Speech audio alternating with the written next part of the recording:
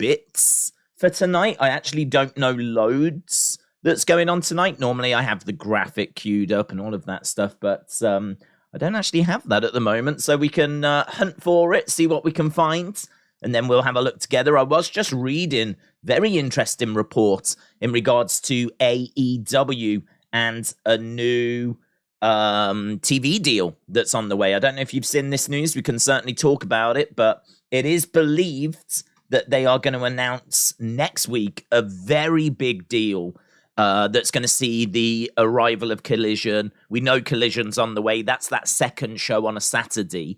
Well, it's believed that's going to be announced next week, along with a new long-term partnership deal that, I mean, there's some big numbers being mentioned. The $1 billion mark has been mentioned.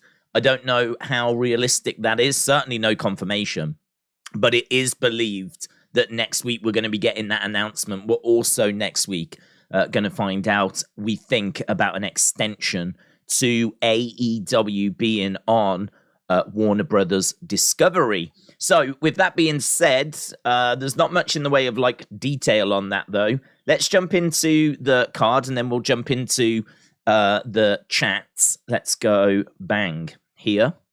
So we have got these matches. You can see that tonight is the cage match. That's the one that I had seen when I said that I hadn't seen loads of stuff regarding tonight. The cage match is the big one that I'd seen.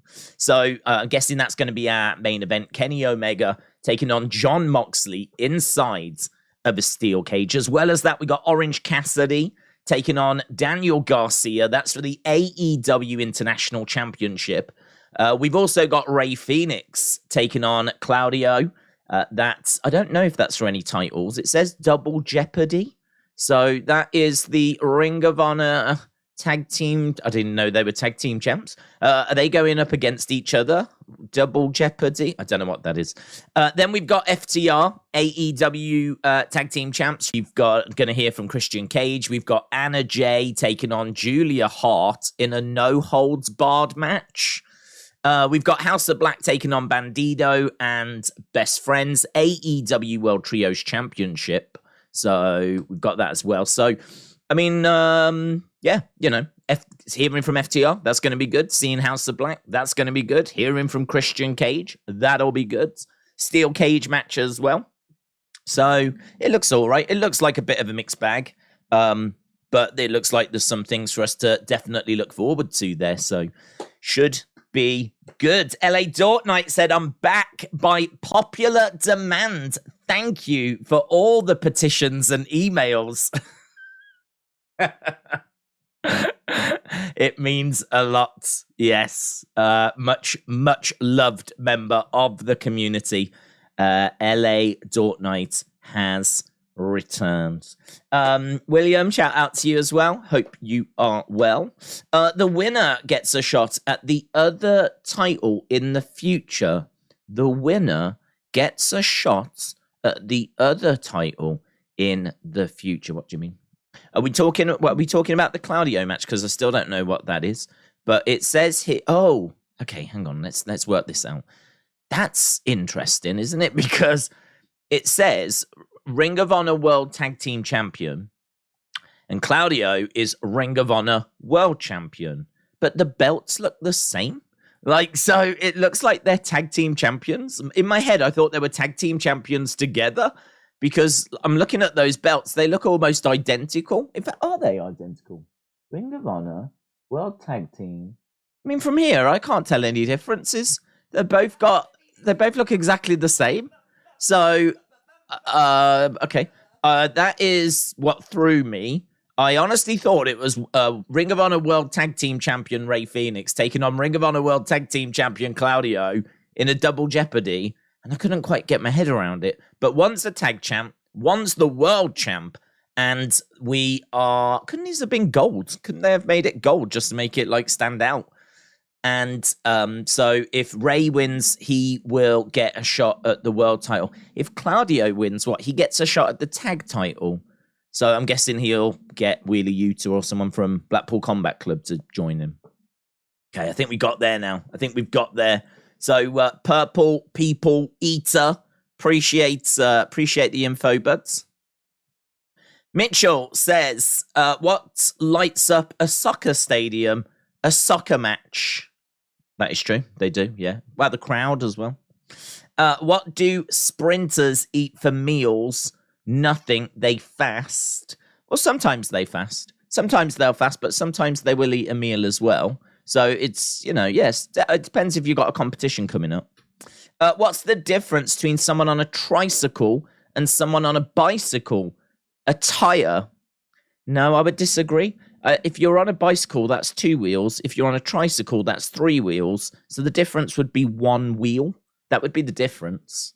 So, I mean, yeah, I'm sure they are wearing a different attire as well, but I wouldn't say that's the focus, if you will. If someone's on a bicycle, they're on 2 wheels. If someone's on a tricycle, they're on 3 wheels. So that was interesting, though.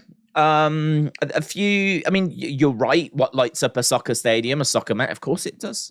That's what people mainly go to see. Although a concert would still do it as well. And other events, World Trampolining Championships. I'm sure you could hold that in a soccer stadium. There's lots of things. A stadium stampedes. You could hold that in a stadium. As long as there was people there, that would also light it up. Anything that's going to get the crowd to pop, really. So there we go, Mitchell. Good conversation. Hope we've sorted a few things out there, buds. Haseeb said, did you see the reports that Goldberg could be having his retirement match in Israel against Sting? No, I didn't. Israel. I like going to new places. Is it safe in Israel? I mean, I'm sure it's all right, but that's a bit strange. Is really Israel? Okay.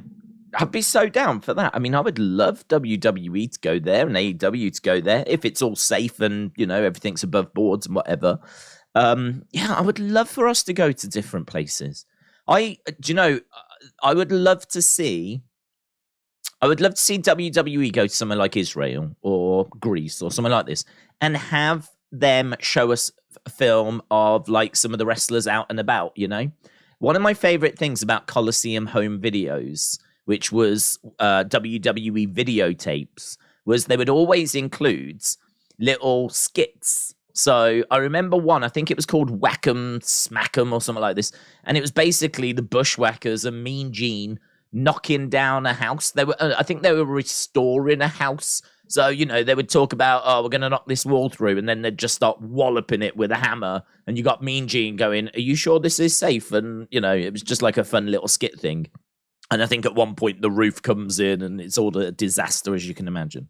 But there was another one as well where they went to a restaurant with Yokozuna and you saw the chef preparing the food and he was slicing and dicing and Mean Gene was there and he was asking, okay, so, what are the steps for Yokozuna when he's eating? And they go, right, well, we have the starter and this massive plate of food comes over and then he's like, that's the starter. And he's like, yeah, and you watch him eating it. And then the main course comes in, it's double the size and Mean Gene's like, oh my God. But little fun things like that. I mean, I really enjoyed those. And they were just little extras on Coliseum home video. But if you was to go to Israel, I would love it if some of the wrestlers were to go around, go to a restaurant, go to some of the local sites, go to some of the tourist places, just seeing them get their pitch took. Did you know a load of wrestlers went to the Eiffel Tower the other week? I saw pictures of Bianca Belair, Dakota Kai, Asuka, all just on Instagram, but just posing in front of the Eiffel Tower. So imagine if we'd have done a Raw in France and then we saw the superstars go into the Eiffel Tower and getting their thoughts about, is it as big as what they thought? Is it smaller than they thought? Have they tried the snails? Have they tried good local foods? All of that kind of stuff. I feel I don't know why we don't do it. I don't know, it would kill a bit of time, right? And certainly if for Raw, we could probably do with killing a bit of time, but it would put in some, wrestlers just out and about kind of a thing. It would just provide a little bit of break from, it just in-ring action and promos and, you know, the stuff we see all the time, week in, week out, just be something a little bit different. So that would be interesting. Goldberg Sting in Israel. I don't know what that would, what company that would be for. I don't know if that'd be outside of AEW, if it'd be a one-off match or what it would be. But in my head, I'm thinking like WWE going over there, putting on a show and like, you know, getting out and about. Because to be honest, you know, I don't know much about Israel. I don't know much about the culture and everything. So it'd be a good way to just, you know, learn a couple of things as well. So basically what I want to do is I want to turn wrestling into a tourism show. I want to turn it into one of those holiday programs. That's what I want to do. I want them to tell us what the hotels are like, what the flight was like, what the connections are like, what can you do with the kids if you go over there in the summer. That's what I'm looking for, really, from my... I don't know what you look for in wrestling, but that's what I'm looking for out of wrestling. And so far, I've been very underserved. Purple People Eater said, if Claudio wins, he and a partner will get a shot for the tag titles. If Ray wins, he gets a shot at the Ring of Honor title later. Lovely. Ellis Stubb said, I've also returned from a timeout. I don't know if anyone was asking for my return, but I am here. There is no need to wait anymore. Let me just double check, Ellis Stubb. Did anyone mention LS Stubb? Ellis Stubb. Give me a second. Ellis Stubb. There's an AE Dub. I can see AE Dub.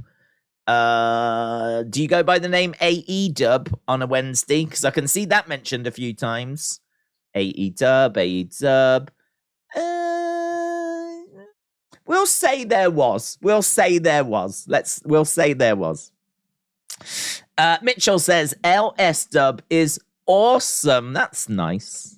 Why do you park on a driveway and drive on a parkway?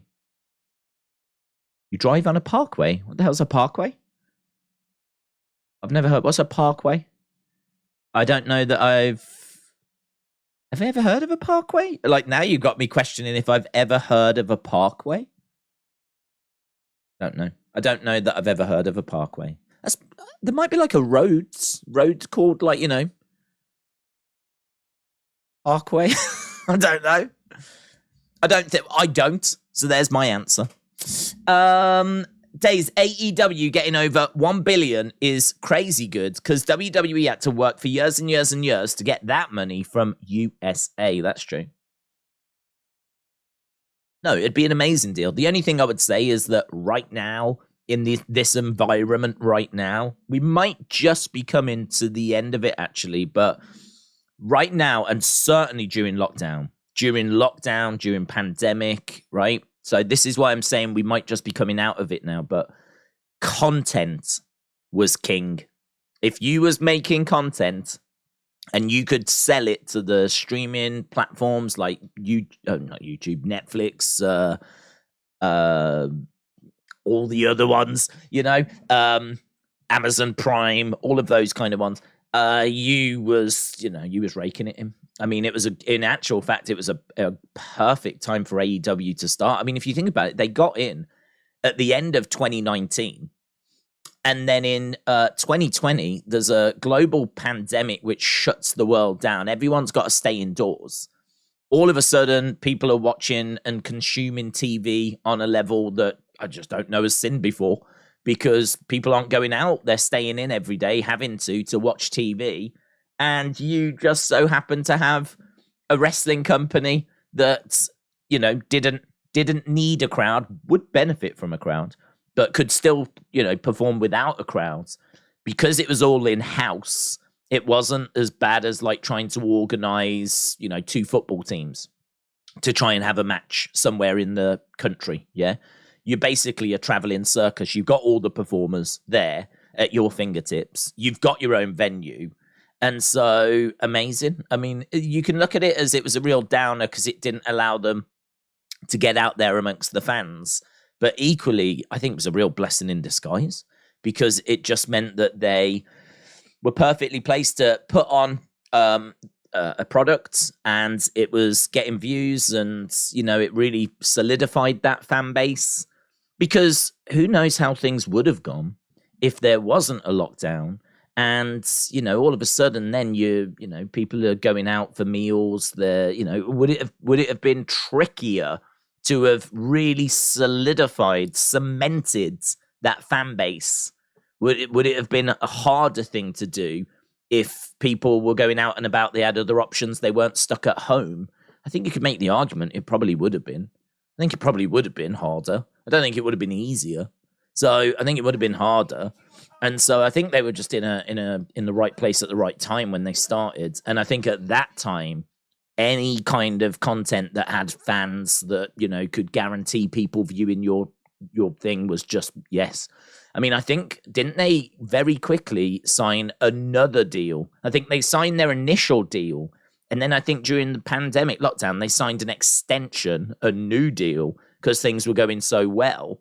And now we're coming up to another deal that's just about to be announced. And just feels like, WWE had to work hard, but I think WWE have had to go through times where, we've not seen content as valued as what it is now. Like, really now we've seen in recent years, like, a way of streaming platforms to explode and survive and thrive. So not only have you got like all these new TV channels that have arrived, but you've now got non-TV channels, these streaming platforms that are just there all the time that you can select what you want to watch on. And, that's been an explosion of the past 10 years. I mean, WWE, their network was one of the first to do it.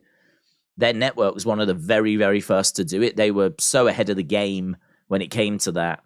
And, that's a big part as to why Endeavor really wanted WWE and why they wanted Vince, because he has got that ability to just look that little further down the road.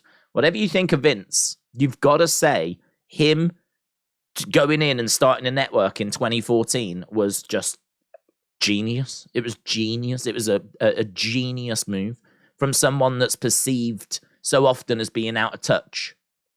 He did what no one else was doing at that time, and then, everyone else jumped on and followed.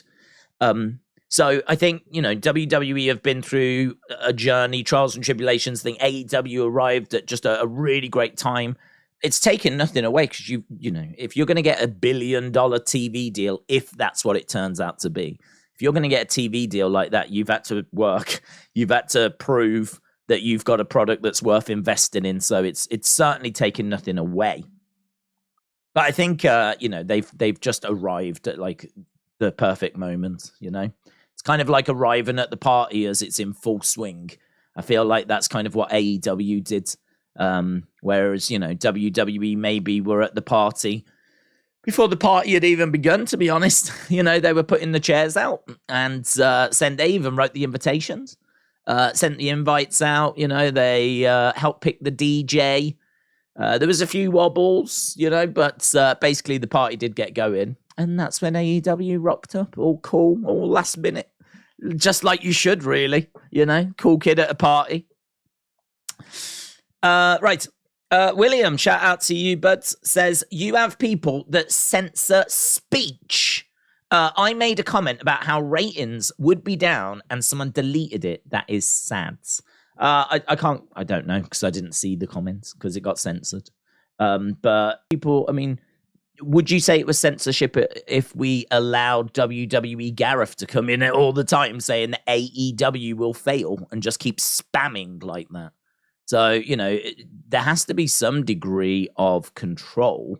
And I think as to where that line is always going to be up for debate. So, look, if good, friendly, honest, productive comments do get took down, that's unfortunate.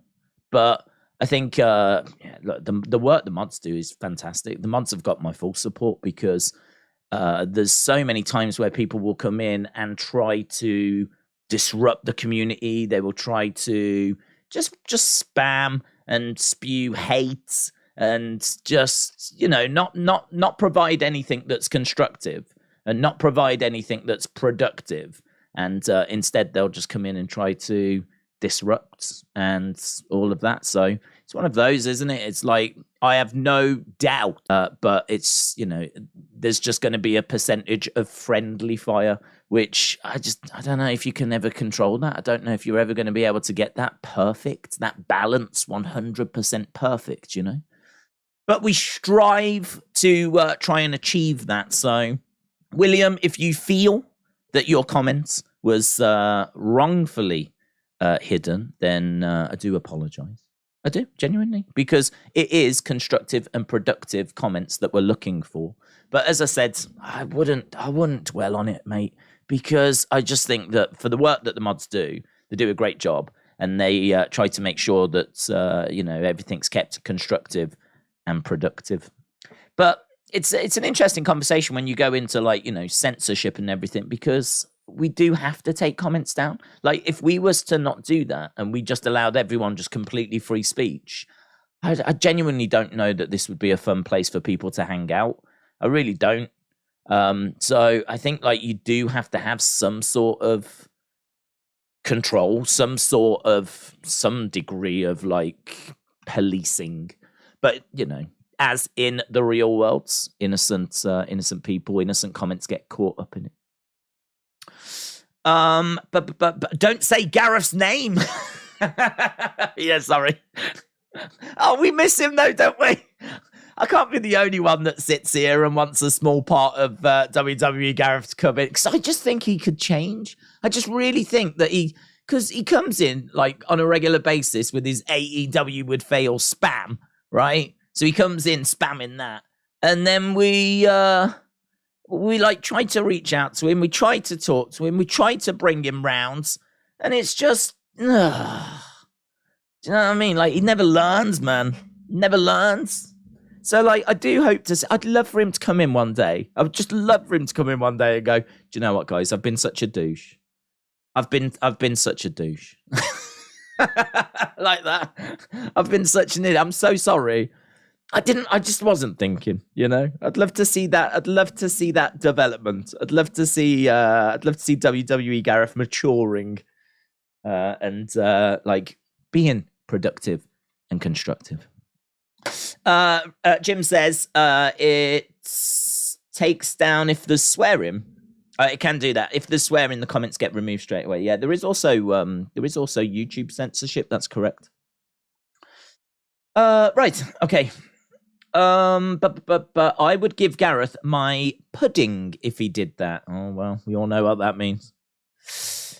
Someone said on the NXT stream that the Grizzle Jung veterans contract ends in May, but that's false because it is October. Yeah, I believe it's October as well. The reason why I say that is because I remember reading their tweet.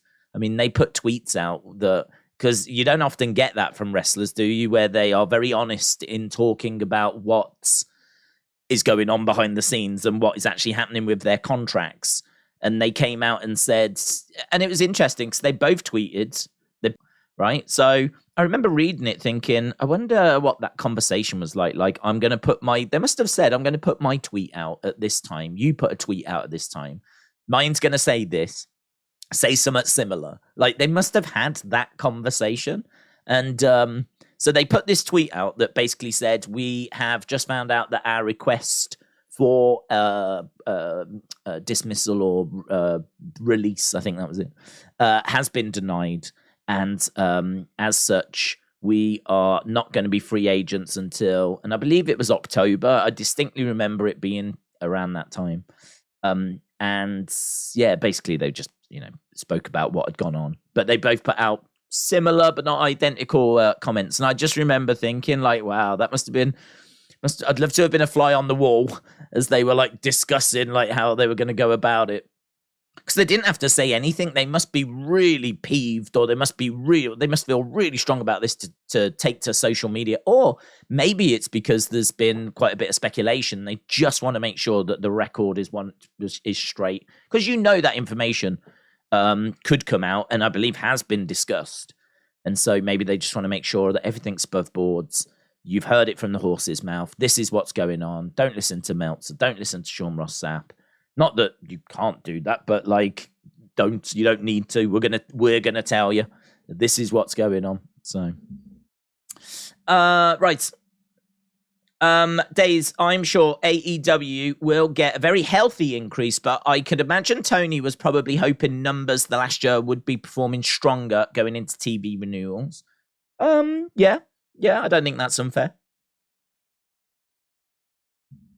I don't think that's unfair. I think if you have been around that million mark, and I'd have to look at the ratings, but I feel like consistently they were in the 900,000 to a million range, and they were, on a fairly regular basis, sticking their head above that million mark. And that sort of became the goal, I think, that wrestling fans set. And we've had this conversation before. I don't know what the TV company expects or wants. I don't know what the agreement arrangement was. I don't know what the TV show in that time slot was doing before, right? So it's difficult because I don't know the expectation. And I don't think any fan does, right? But the fans have somehow took it upon themselves that number is 1 million, right? And if AEW don't get 1 million, they failed.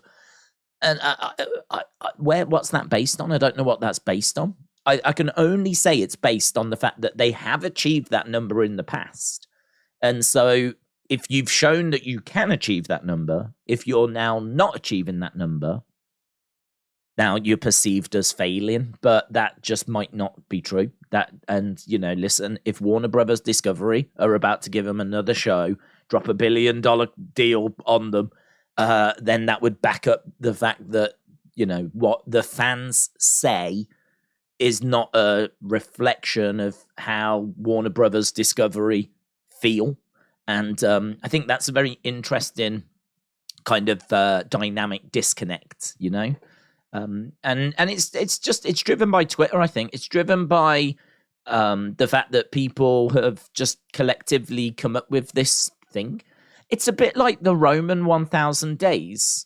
Like Roman 1,000 days, that's just never been a thing. I mean, I've watched wrestling since the early 90s. 1,000-day title reign has never been a thing. You could definitely argue it's because no one's got close to having 1,000-day title reign since I've been watching. I mean, the last time we got here was, you've got to go back to like Hogan in the 80s, right? But even then, I mean, granted, I wasn't watching then, and I certainly wasn't watching the weekly shows. Were the fans talking of Hogan getting to 1,000 days? I mean, I've never heard of it. I don't know. I don't know that it was ever recognized on TV. That'd be interesting, actually. That'd be real. If you was to look at when Hogan won the belts, work out 1,000 days after that point, find the dates, go to the network, find the show. Is it even acknowledged? Is it even mentioned that Hogan's hit 1,000 days? That would be interesting. I would say it wasn't. That's what I would say. But this thing kind of in the fans, you know what it's like. I think social media now means that there's a lot of time to talk. There's a lot of time to fill. I mean, look at what we're doing. I mean, we don't need to start an hour before, but we always do. And we always talk about stuff. And that's the same with Twitter, where people can go on Twitter and they can talk. Like at any point, any day, they can send a tweet out.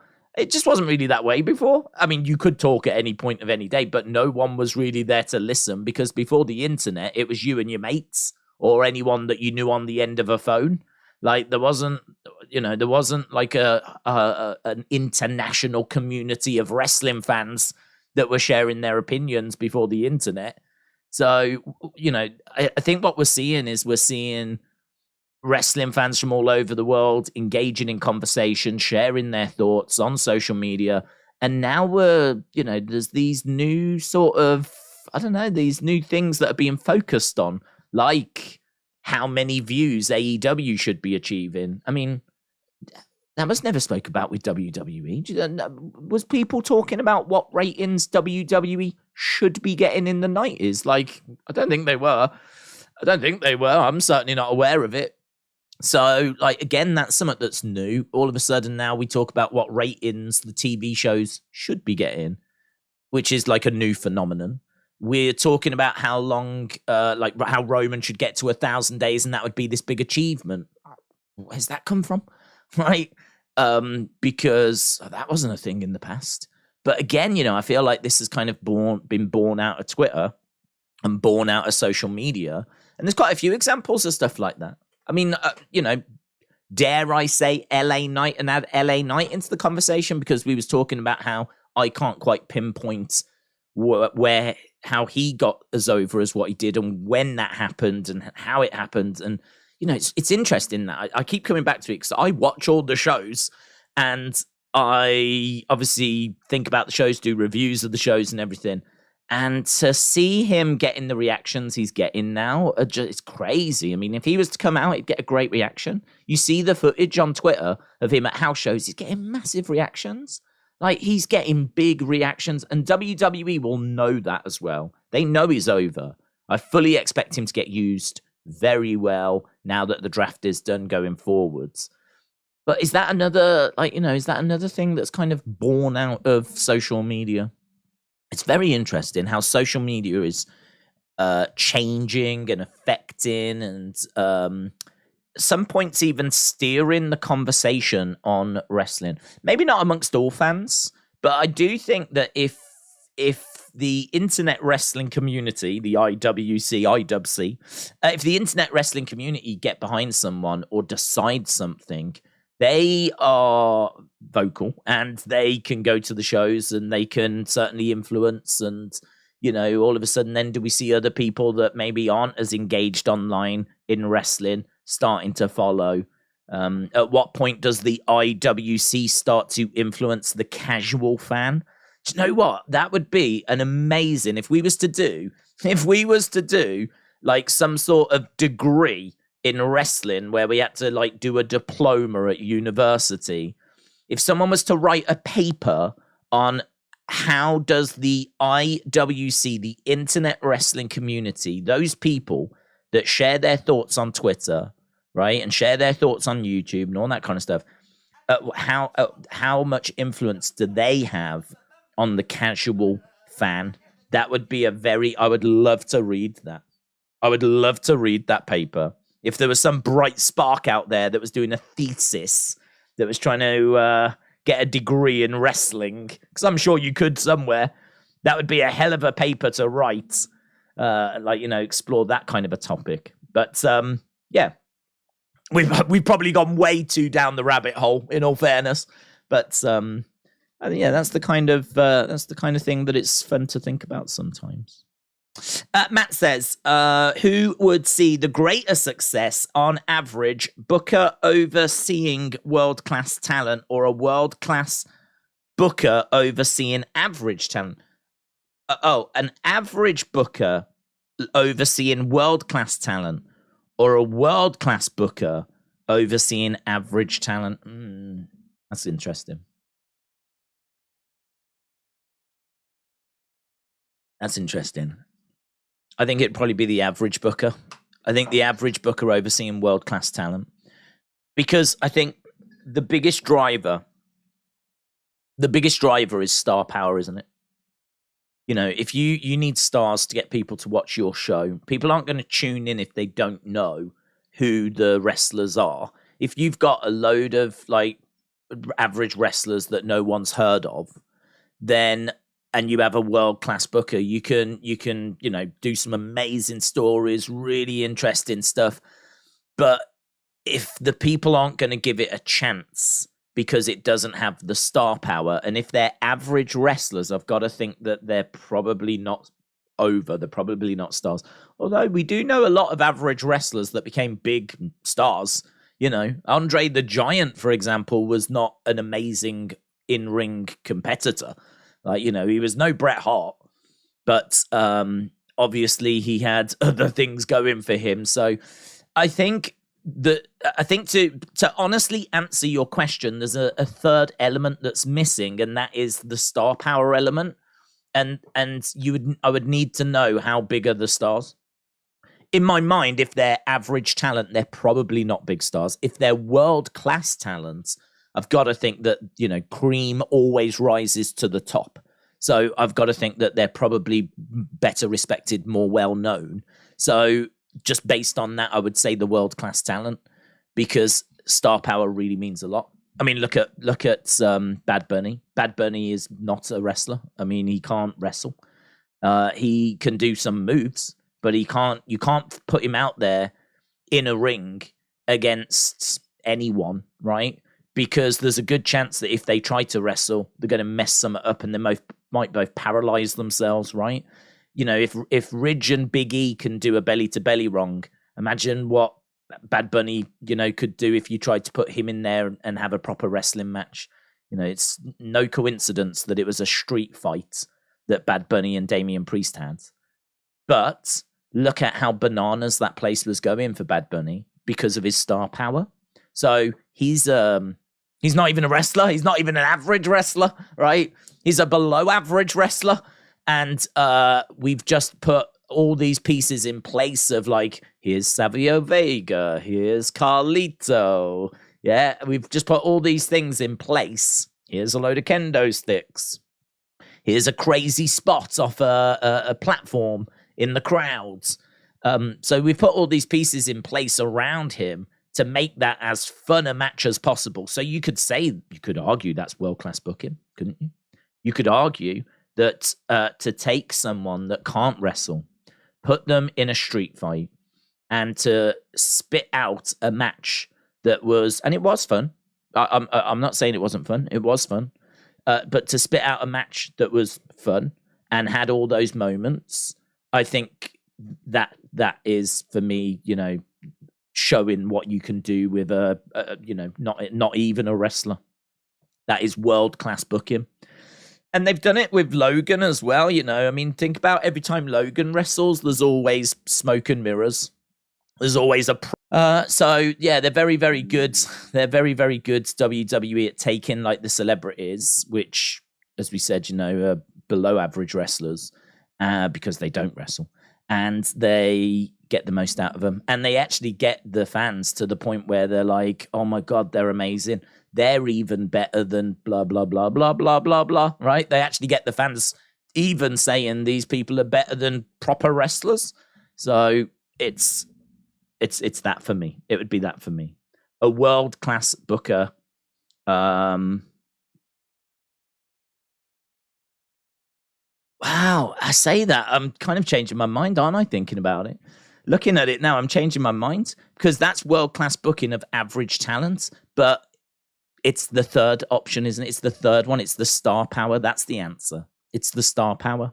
The point I was making was that if you are a world-class booker and you are booking average talent, if that average talent is massively popular and over, that's the way to go, right?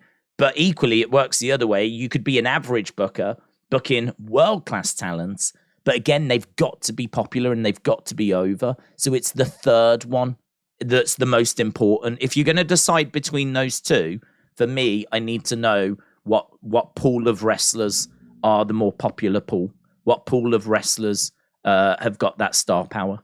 Because you can go either way, but you're going to need big names to bring people in. And that was the point I was making about Bad Bunny. His name brought people in. He's a below average wrestler, and it was world-class booking, and the end result was a really fun match. Got there in the end. Right, James said, you can't compare Hogan and Roman's title reigns. For one, Hogan showed up and defended the title, unlike Roman. Big Time Back said, Brian Alvarez tweets with NXT AEW was a bloodbath in the comments section. Hey, Brian Alvarez tweets and the comment section is a bloodbath. Yeah. Yeah, I mean, listen, people are very passionate about this. There's a lot of opinions, and I mean, that's good because it drives, you know, engagement, obviously, and that's what everyone's looking for in this day and age. Likes, tweets, views, retweets, follows, all that kind of stuff. And if you've got a subject that's as passionate as what wrestling fans get about wrestling, that's, you know, where you're going to get all of that kind of engagement from. But it is a double-edged sword. You know, if you want likes, retweets, tweets, follows, you have to be talking about things that people care about. If you're talking about stuff no one cares about, you're not going to get that engagement.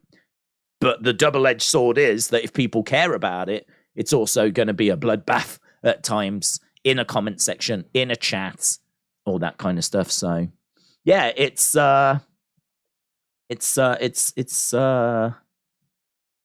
divisive at times, but it needs to be.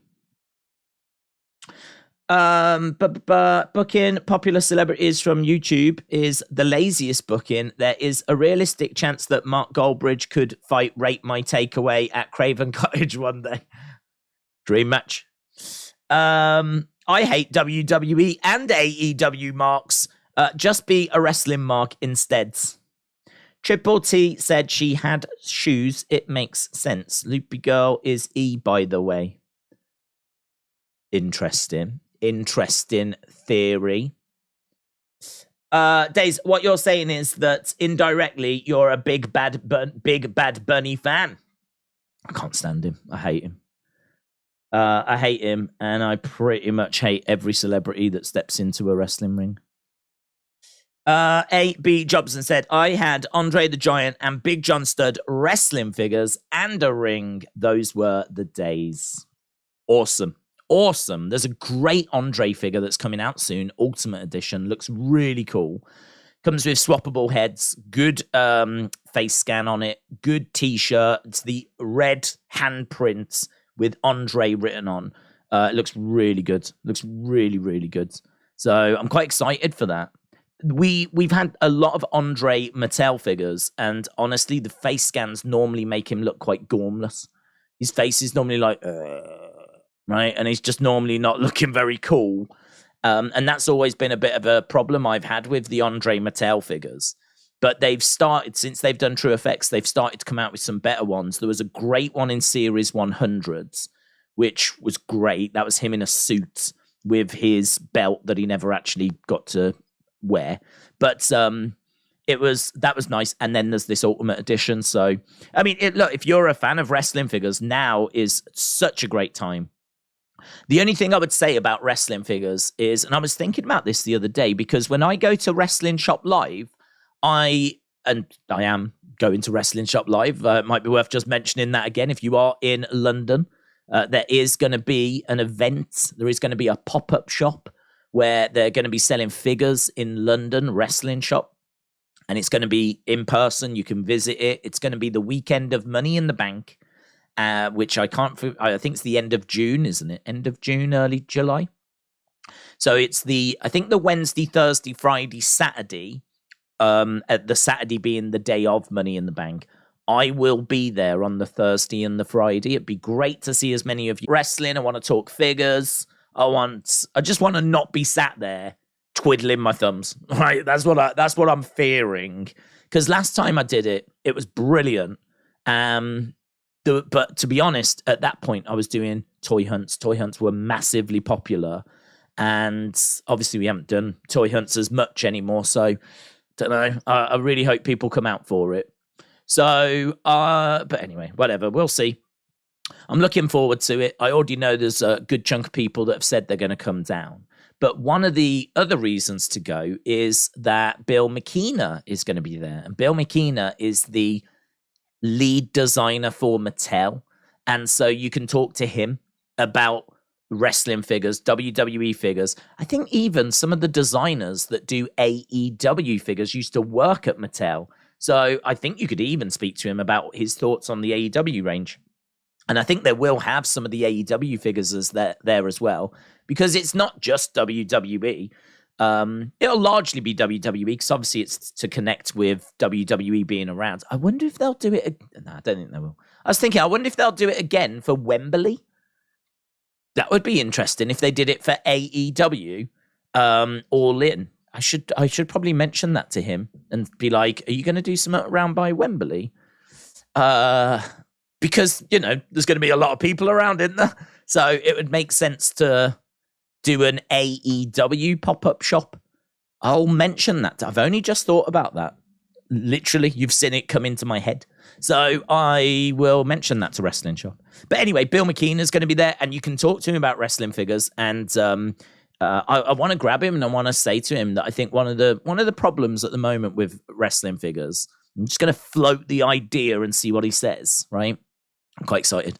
I'm going to say to him, I think, and this is speaking for myself, a lot of people that have been collecting Mattel figures since 2010 have filled their space now. Like, I have got 2 big bookcases. I could not get another figure in there. They are stacked, leveled. I've got 1, 2, 3, 4, 5, 6, 7. I've got 8 compartments. They're all full. I've got boxes that I haven't even opened yet. I'm going to have to buy more storage. And it's like, I don't think I'm alone here. I think if you've been collecting for a while, I think you've filled a lot of space. I'm wondering if he would entertain the idea of like a new line of smaller figures, right? Much smaller, that could come with like, they used to do them, and I don't have any to hand, but I think it was Jax used to make a ring. You used to get a little ring, actual wrestling ring with ropes and all that kind of stuff, plastic, right? And you'd get 2 figures, and it would be in a box, a little packaging thing, and it was only small. I mean, it would go on a hook, right? It'd probably be about the same size. The whole package would be about the same size as a figure is now, like a figure box is now. Ring was about that big, couple of figures at the bottom. And I was thinking, like, could you imagine if they did that, sold the ring, then they did another one that was a ramp and barricades, then they did another one that was a bit of an entrance stage, like maybe the stage bit, then they did another one that was maybe some of the back part of the stage, right? So you click it in and you buy them 2, you've got your stage. You could then have bits for an office, for like a, Adam Pearce office or a Triple H office, some sort of creative office. You could have bits in for an office. You could have bits for a changing room. You could have lockers, you could have benches, and they all come with like a couple of figures, some lockers, right? This is, pack 1 of the changing room series. And each one comes with like different accessories, but they all come with some figures. You could then have some that are just figure packs. So like, 10 figures in there. And I just think, like, if the figures don't need to be like super hyper realistic, but as long as they're pretty good there or thereabouts, and the ring gear looks good, you could have a Becky, you could have a Bianca, you could have a, whatever. They've got the rights to do it anyway. So that could be like a whole new line that Mattel could potentially explore. Wouldn't take up loads of space. I think they'd be super collectible because they'd be small. So you could do like all the different ring gears that we've had in the past. They could revisit those. I'm guessing the cost would be quite cheap because of the size. So I'm really like that idea. I really like that idea. One thing I always wanted when I was a kid was like a world, a wrestling world where you had the ring, the entranceway, the gym, the locker room, the offices, the canteen. You could have the catering department. It's where the Dana Brooke and Akira Tozawa figures could live. You could have like a bit of a loading bay. You could have some vehicles that you could like use to, break things up, smash things apart. You could have the commentary table.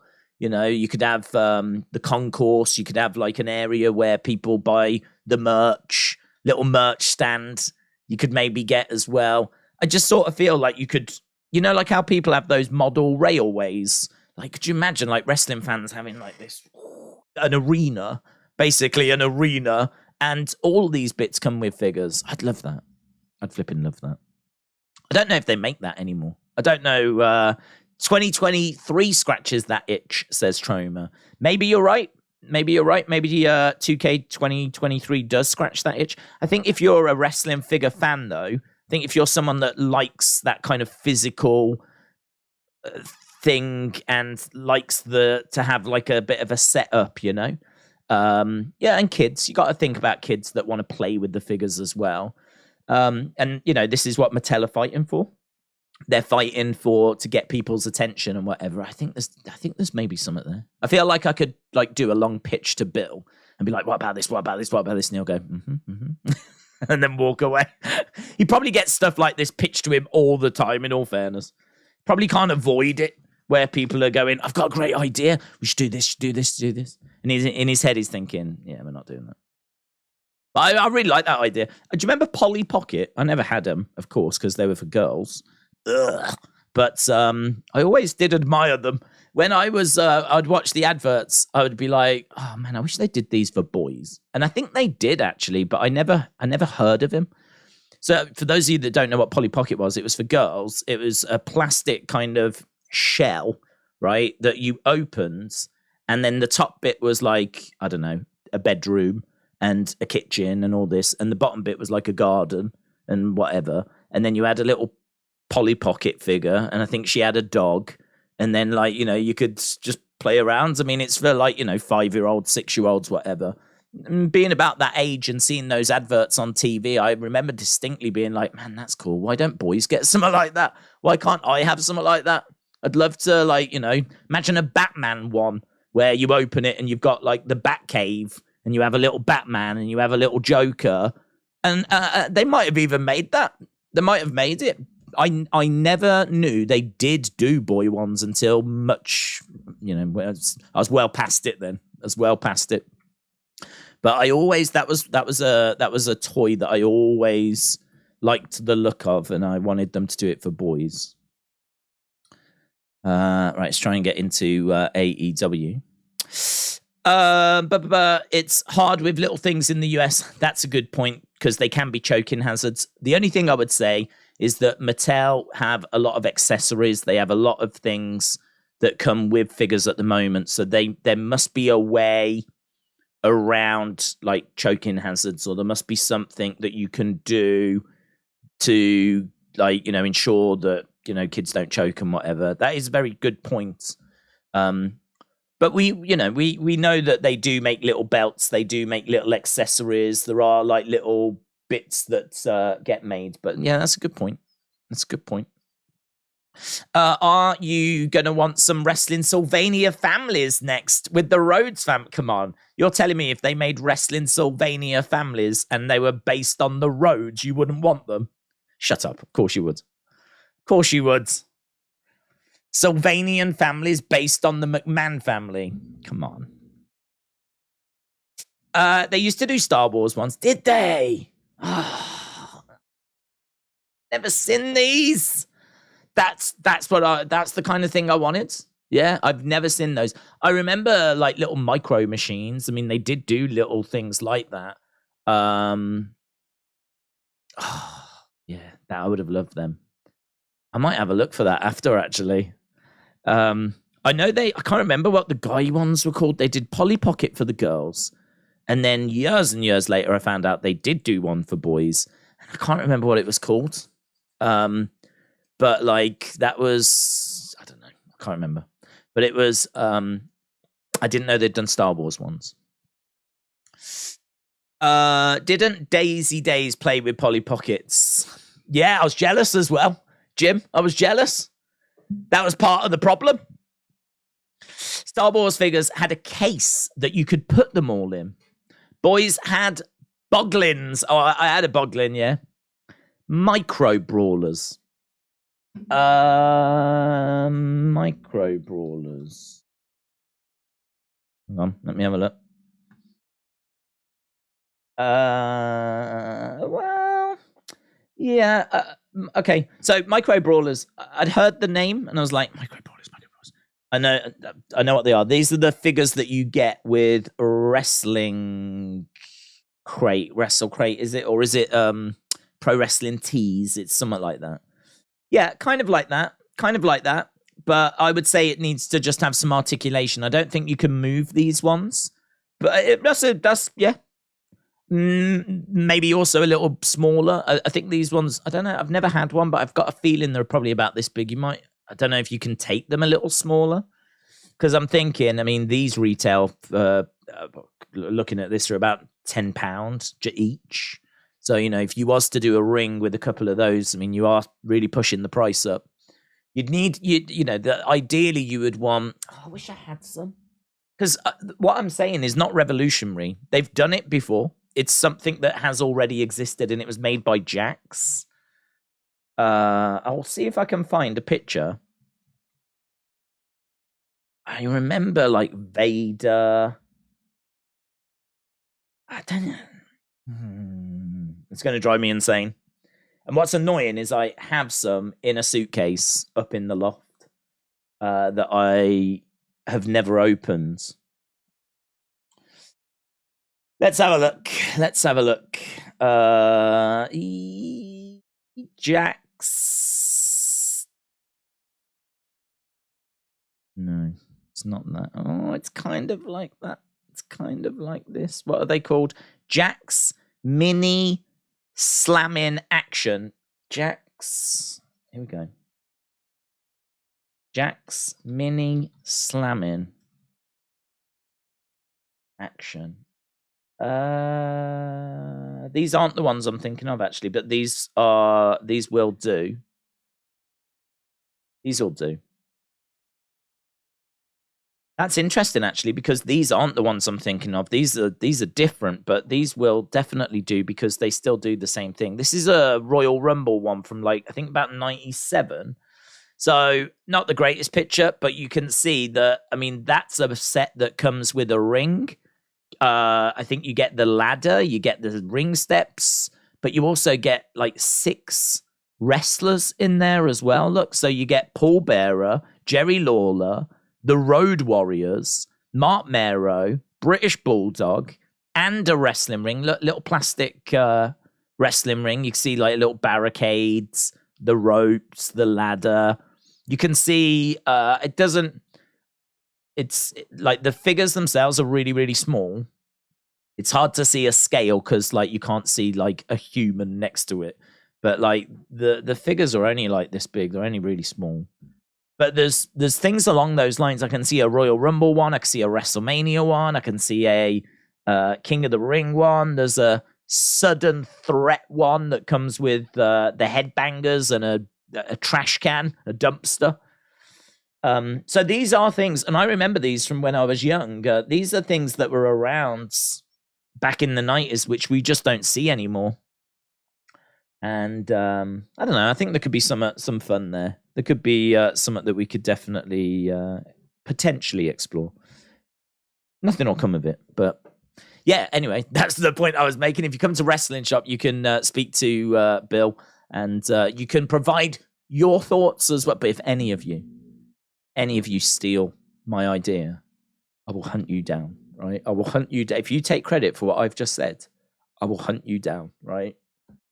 Because this is my ticket out of here, right? This is my ticket out of here. I can say to Bill, look, I'll promote it. I'll do what you need me to do. Just get me off YouTube.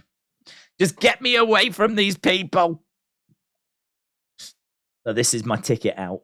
By the looks of it, there's an ECW one as well, which looks pretty sick. I didn't know they did an ECW one. Very nice. Very nice.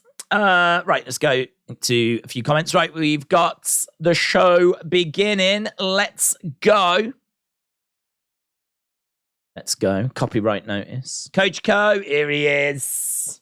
Here he is. Here's Koji. Koji. Right. Oh, I hate having to try and copy. I can see it's something Michael Jackson related. I don't know. Is this French? What language is this?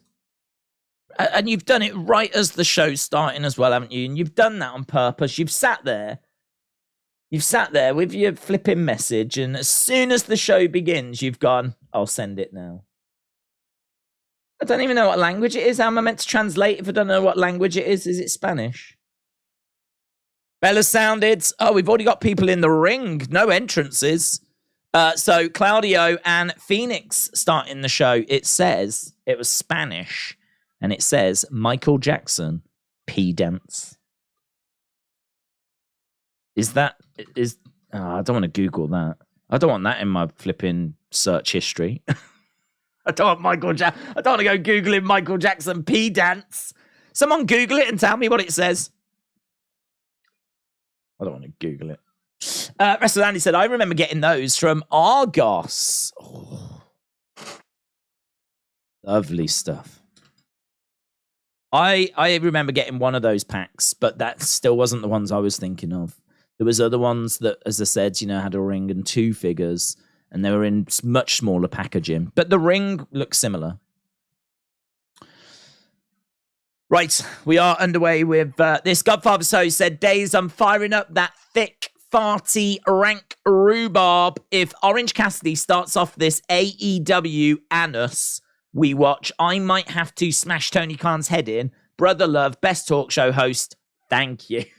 Thank you. Brother Love, best talk show host. That's interesting. I did love Brother Love. I love you. Best talk show host, though. Better than Roddy Piper. Better than Piper's Pit.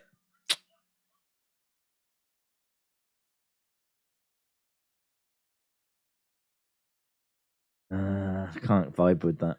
I think Piper's Pit for me. I'm trying to think if there's any other ones that... I mean, there's lots of others, but is there any others that beat Piper's Pit?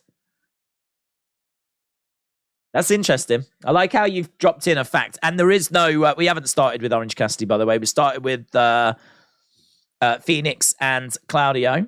Hot crowds. Crowd making some noise, which is good. Phoenix on the ropes. Head scissors, take over. Claudio goes over, rolls out the ring. Phoenix, suicide dive into Claudio. Claudio goes down. Phoenix again gets the ropes. Lands into Claudio. I remember meeting Cesaro, and it was the day after a Raw, I think in 2019, and he had just wrestled Rey Mysterio, and it was amazing. It was such an amazing match, and I said to him it was amazing, and in a way, this has potential to, you know, get to those kinds of levels, because we know that Rey Fenix is wonderful in ring. And a lot of you might not know this, but Claudio, he was Cesaro. It's the same person. So, you know, the ingredients are there for this to be a great opening match. Look at the strength. Look at that. He's trying to pick up Phoenix. He's wobbling. He stumbles back. He gets him. Dumps him into the crowd. So he tried to use his strength to hold him up and climb up those steps, but he couldn't quite do it. Couldn't quite do it. He ends up dumping Phoenix into the crowd. Phoenix on top of that railing. And head scissor takeover there by Phoenix as Cesaro. Claudio goes down. The best WWE talk show was clearly Missy Hyatt. Once in a lifetime with Orange Cassidy not starting the show. William is flabbergasted. You're a bit behind. Yeah, well, YouTube do put a bit of a delay on. I just checked, and it says it is live. Daisy, you said you hate all celebrities that enter the wrestling ring. Does that apply to the likes of Beckham or Rooney? 100%. Of course it does. Definitely, yes. 100 times yes.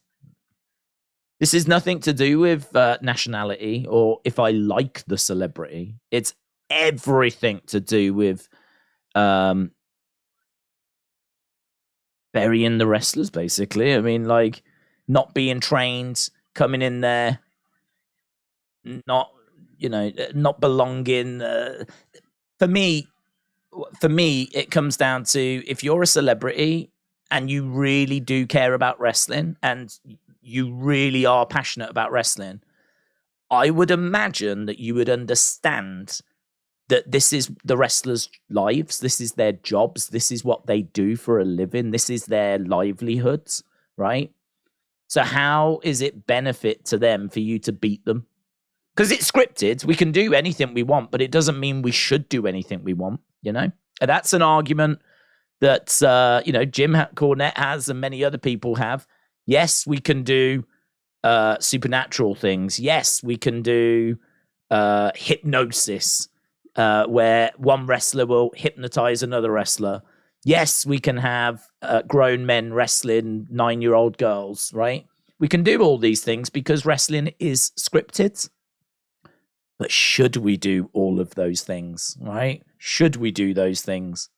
And that, for me, is a conversation that extends into celebrities as well. You know, if that was a real fight, a real street fight between Bad Bunny and Damian Priest, do you not think Damian Priest would have murdered him? Like, literally murdered him, like beaten him down to just a bloody pulp? Because I think he would have. But because it's scripted, it's Bad Bunny that goes over, isn't it? It's Damian Priest now that's got to try and rebuild himself. We've got to try and... Do you remember what Roman said to Sammy in the Royal Rumble? He told him to go off and go back to doing that jackass. Beep. You know, even the wrestlers themselves look down on that sort of stuff. Rowdy Roddy Piper hated Mr. T. Didn't think that celebrities should be in the wrestling ring. This opinion of mine might not be popular in this community, might not be popular right now. I really don't care. There are wrestlers that feel that way. Logan Paul, on his own podcast, said that he could sense that wrestlers begrudged him being in the position he was in. You know, he said to Triple H, go back, watch the interview. He said to Triple H that he could sense that people were a bit off with him behind the scenes because of the fact that he's come in and he's gone straight onto the pay-per-view card. And it's like, yeah, of course they are. Because guess what? These other people have been working all year to try and get onto that card. And here's Mr. YouTuber rocking up. And because of his popularity in a different world, gets to play wrestler. That's what it is, play wrestler. Gets to play wrestler for a bit. It's horrible. It's dirty. I just don't like it at all. It's like, it'd be like Elon Musk, who's got loads of money and has done everything, decides he wants to be a wrestler. And because he's Elon Musk, we're going to let him do it. Because, you know, WWE would let him do it. If Elon Musk said he wanted to wrestle, WWE would find a way of making that work, wouldn't they? Because it's all views, it's all clicks, it's all likes, and people eat it up. Well, not me. Not me. I've got standards. But, as I said, it was a fun match. I wouldn't say it wasn't a fun match. But that's why, listen, I don't care if it's David Beckham. I don't care if it's Ronaldo. I don't care if it's KSI, Messi. I don't care if it's Neil Armstrong. If you're not a trained wrestler, get out the flipping ring. Show some respect to wrestling. No respect. What we're watching now are two excellent wrestlers, which is a pleasure to watch. And the crowd are still really into this. We've been on the outside for quite a bit. We got into the ring. The action spilled back to the outsides. Now we've got Claudio keeping Phoenix down on the mat. Phoenix trying to power out. Aubrey, the referee for this one. How long have we been into this? 10 minutes we've been into this. Phoenix getting up to his feet. Shots to the midsection. Knee to the midsection by Phoenix. Big strike coming in by Phoenix, who's chopping away. And another chop coming in there by Phoenix as he goes against the ropes. Big clothesline. Phoenix gets turned upside down, inside out. And a shoulder up. Shoulder up. Oh, apparently we were at commercial break. Oh, that was quite good, actually. We were at commercial break, and normally when we go to commercial break, the action just dies and it stops. That's one of the first times that the match has not died. Normally, you can watch it and just know that we were at commercial break. I had no idea that we were at a commercial break then. That was good. These two, Rampage is on Saturday. It's on a move to Saturday. Gut wrench suplex by Claudio and shoulder up. I once created a wrestling match with Jennifer Lawrence and Miley Cyrus at WrestleMania using ChatGPT. To play as devil advocate, couldn't allowing celebrities to wrestle make a connection between ordinary fans who can't wrestle just like celebrities and the product stronger? I like how you've worded it.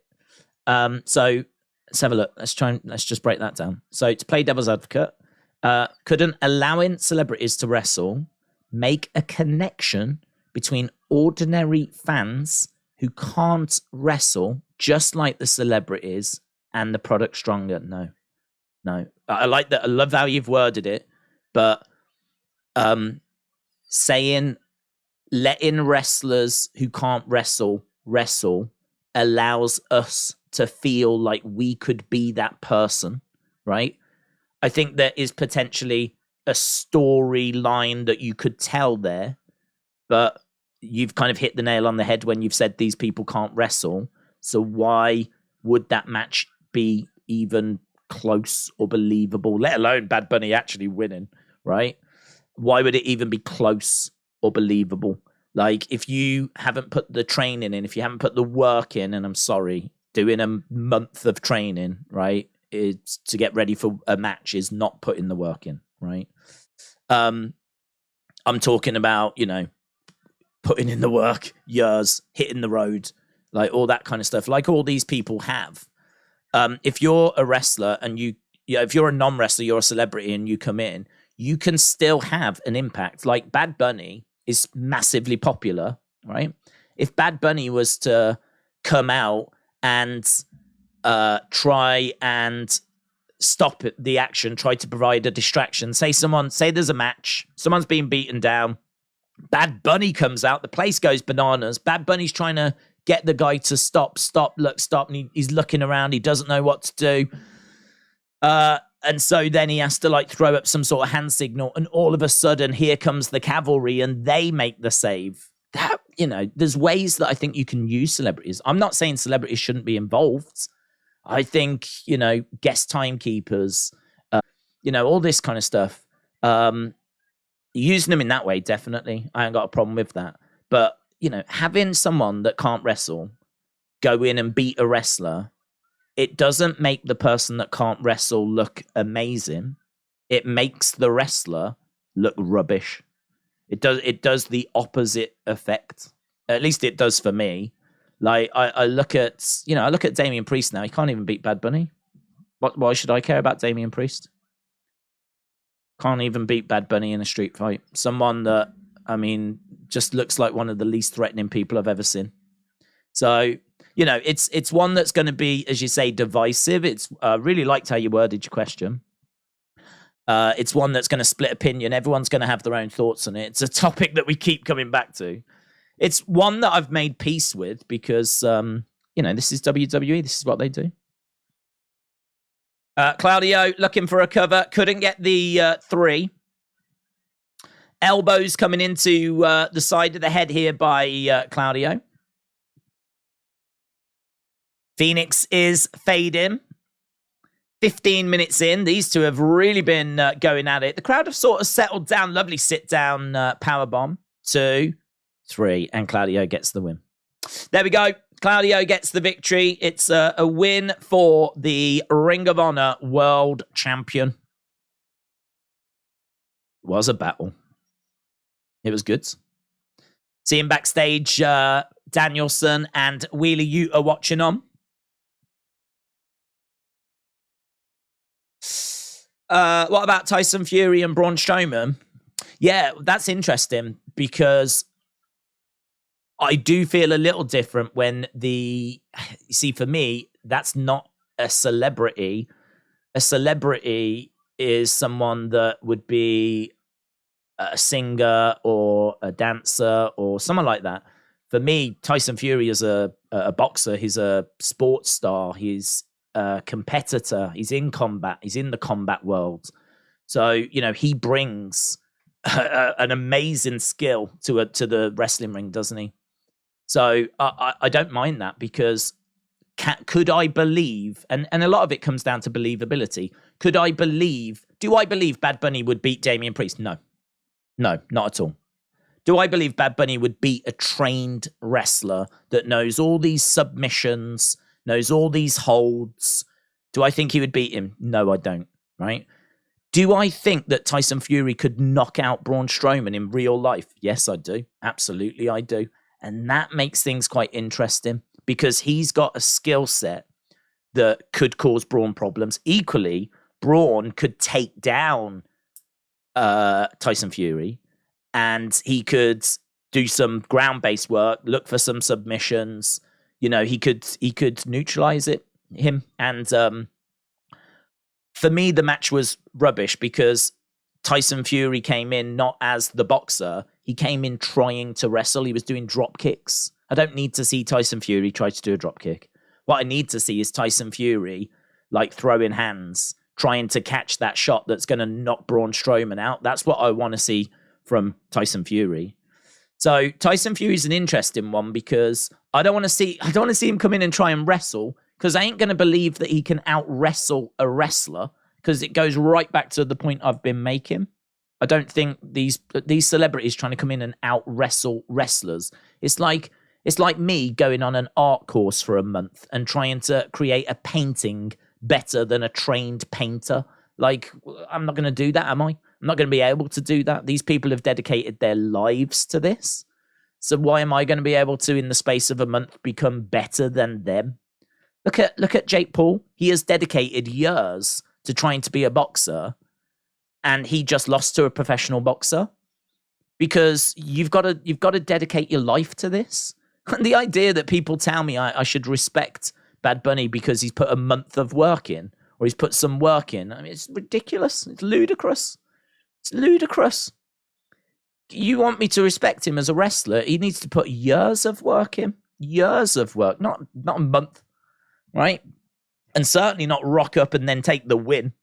So, yeah, I mean, Tyson Fury is interesting because I think there was a way forward to make him credible, because I don't really view him as a celebrity.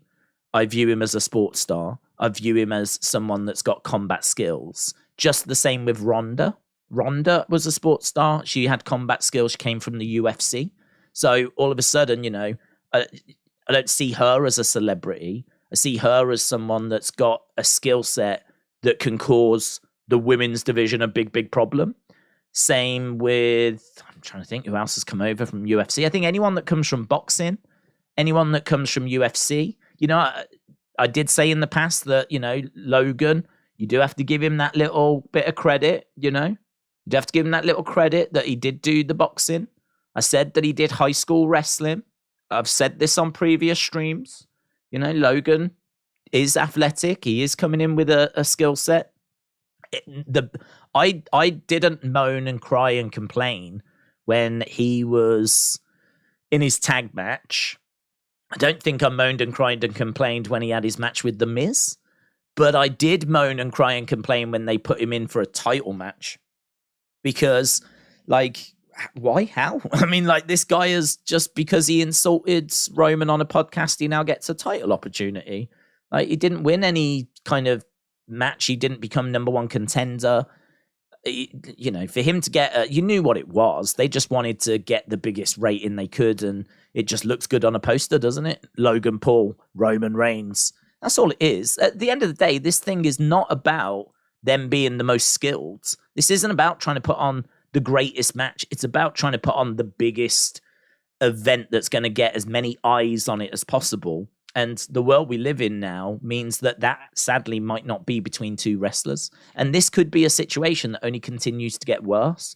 Like, as wrestling fans accept this and, you know, enjoy this, which, you know, God bless you. If you enjoyed it, God bless you, because, you know, you go to work all day, you work hard, you want to watch something good, fun, entertaining. If you was entertained by it, brilliant. My concern is that this is something that could very easily get out of hand.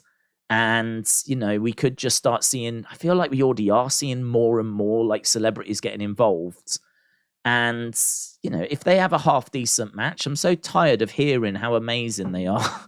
You know, most of the time it's smoke and mirrors as to why they had an amazing match. You know, what was amazing about Bad Bunny's performance? Nothing. He didn't do anything. What could he do? He just swung a kendo stick around a little bit and took few moves, hit his destroyer. But I mean, other than that, it was, here's Savio Vega, here's the LWO, here's Rey Mysterio, here's Carlito. Like, you know, here's a big spot on the outside of the ring. That's how they got the pops.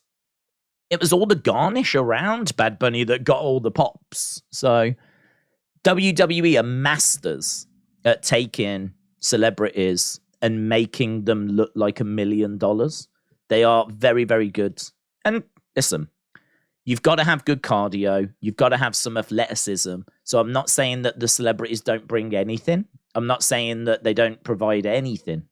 But I'm just saying, it's something that I am not a fan of. I'll never be a fan of it. I think I've explained why I'm not a fan of it. And it's something that I am a little bit worried is just going to get worse as time goes by, as we just get more desperate for views. It's, we've already tried doing the Logan Roman, and there's rumors that it could be Bad Bunny. I got told yesterday on the Wrestling Escape Pod, Bad Bunny against Roman at SummerSlam. That could be the main event I have to watch at SummerSlam. It's Bad Bunny against Roman. Where does it stop, man? When's it going to stop? Right, here's FTR. FTR making their way down. I think we have covered the celebrity conversation. 20 odd minutes in. Miro, very good. I expect a lot of people to be coming back. Now I expect you to see a lot of names because obviously we're getting closer to this brand split, aren't we? So I think you'll be seeing the likes of Miro, Andrade, Brian Cage. All these people will come out as we build towards this brand split and the arrival of Collision. Okay, FTR in the ring. They said that they owe an apology. Who do they owe an apology to? They've called out Lethal. Lethal and Jeff Jarrett are coming out.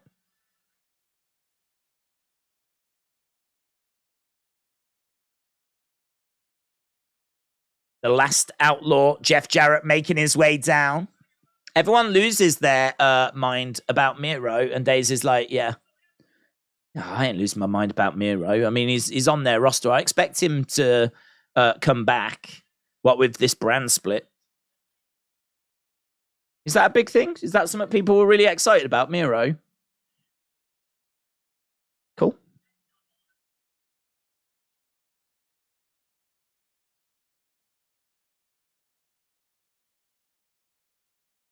Okay, they've issued a challenge for Double or Nothing.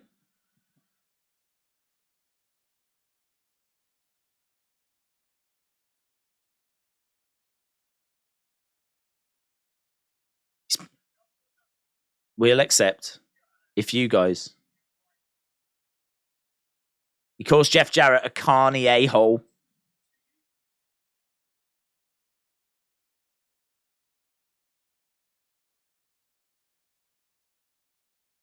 Huh?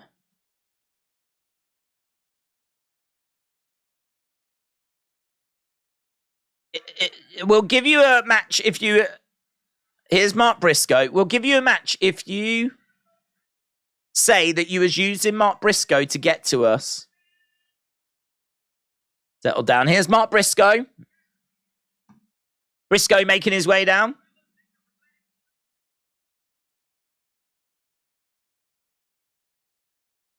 I'm apparent. You fellas have got a hard time controlling your emotions.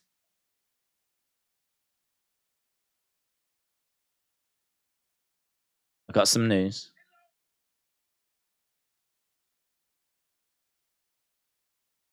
FTR.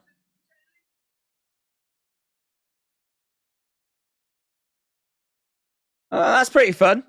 Okay, so Briscoe's going to be the special guest referee. It's going to be FTR against Jeff Jarrett, Jay Lethal, Briscoe, special guest referee.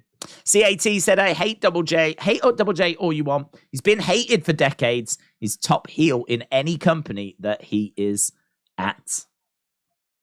Uzain said, Miro came back. You missed it. I equally don't care. Miro returns. I thought it was big, but maybe it's just me. Listen, I don't think you're alone. I think people think it's a big deal. It's not something that bothers me. I didn't expect him to go back to WWE, so I think I've just presumed he would be. Maybe it's me. And I just presumed. But I just presumed Miro would be a part of this brand split thing. and just presumed that we would see him as we got closer to this thing. So I don't know. Maybe I'm just out of sync with people on that one. That's not one that like massively blows my mind. I'm not down on it. I don't hate Miro. I don't have a problem with Miro. But that's, I don't know. It's just not one that really doesn't register.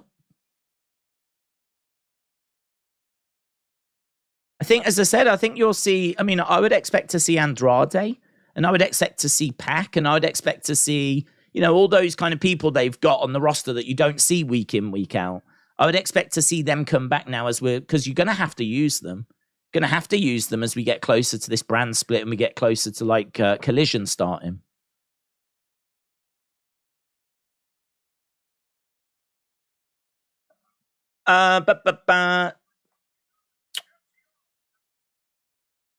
Brock to fight Mark Miro at Wembley. Lance said, I really like Andrade. Okay, now we're looking at Adam Cole. Last week, Adam Cole going after Jericho. Them two fighting over by the commentary table. And then Britt slapping Jericho. So all of that last week. We're backstage with Renee and Jericho.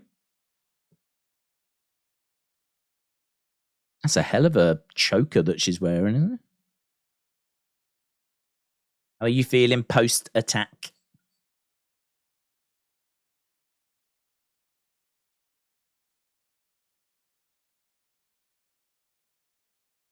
He said it was an unprovoked attack whilst he was doing commentary.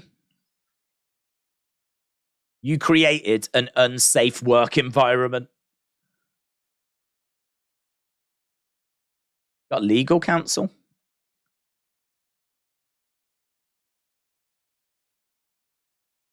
So he's got a court order. If he's in the building, then Adam Cole is banned. Liam Costacott, shout out to you. How you doing, bud? Long time no see. I missed the channel. I've got a missus and 2 kids now. Sorry not been around. It's hard to get any time to yourself with kids. No way, dude. Shout out to you. That's amazing. Yeah, I bet you don't get much free time. Welcome back.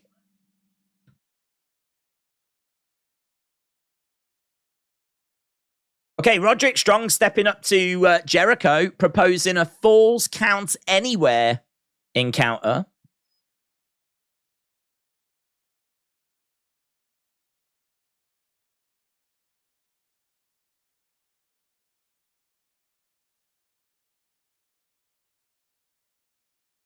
If you want to make a name for yourself in AEW against Chris Jericho, you are making a mistake.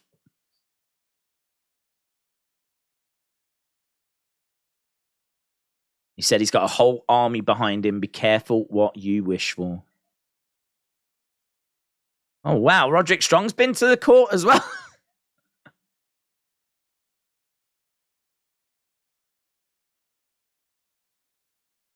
So, Jericho Appreciation Society are going to be banned next week from the building. Roderick Strong went to get legal counsel. God, it was busy down at the law courts, wasn't it? Everyone's getting legal counsel. Exotic Fresco said, I just passed all my final exams and I should graduate this year. Many congratulations. Shout out to you, my friend. Busy day at the court, indeed. Yeah, that's great. Well done. Just all your final exams. That must be a great feeling, man. Okay, we're going backstage again. We just... wow, she got there quick, didn't she? Now we're going over to Tony. She's hanging out outside Tony Khan's office. Thunder Rosa.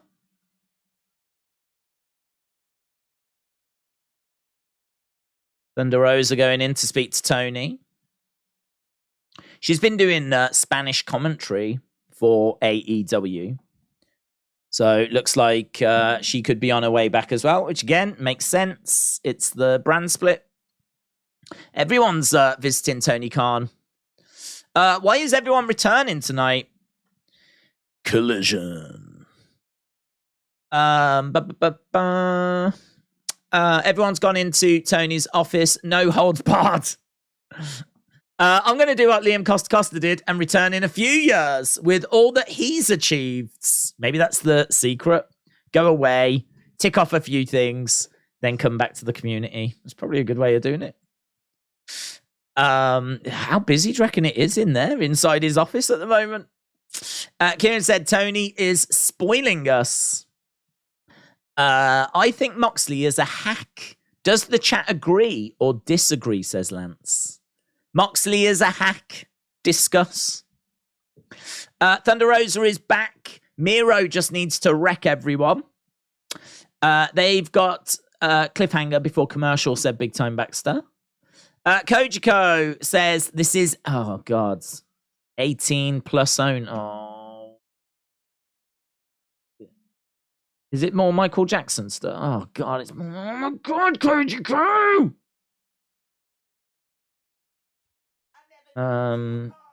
I couldn't calculate. It got deleted. It got censored by William until I could get to it. William shot that down, man. William was not.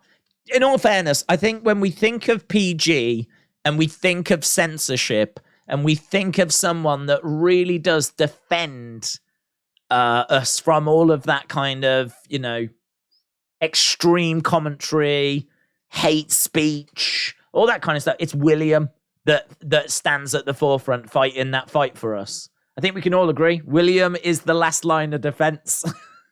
I was just about to copy it and read it. I didn't want to read it. William is the beacon of PG in our community. He is. He is. So, Coach Co, whatever it says, it, you know, I feel like you felt like you had to get it out there. You just couldn't keep it in. You had to get it out there. So I feel like you've been cleansed, and cleansed is the word I'm going to use, right? You've been cleansed of that. You've managed to get it out of your system. But William equally saved us from having to see exactly what it was by just knocking it out of there, knocking it away, just getting rid of things like that. Oh, God. William's like antivirus software. That's what William is. I'm the black sheep here. I'm one of the pillars that shouldn't have been, says Sammy. Oh, yeah. Do you remember when he used to wear the panda hat?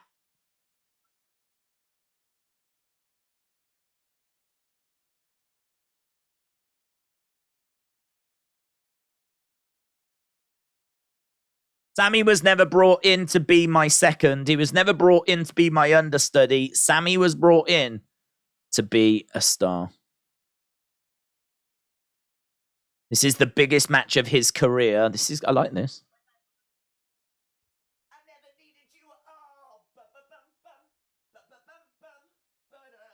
I hate this woman. Mitchell said, William just finished the story. William needs to rename himself as William PG Hensey. The PG.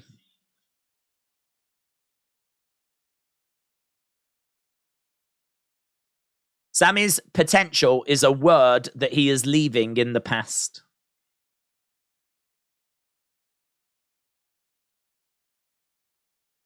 This is weird because he's a heel, isn't he, Sammy? This is a very babyface type promo.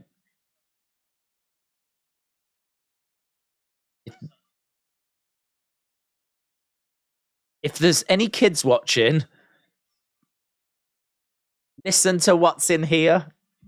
He is a heel, isn't he? Is he a heel? I just saw Ty Conti, so he must be a heel. But remember, guys, if there's any kids watching, just follow what's in here. But I used to like Sammy. Then he changed, and I can't stand him any. Oh, here's Tony. Okay. Was this an announcement?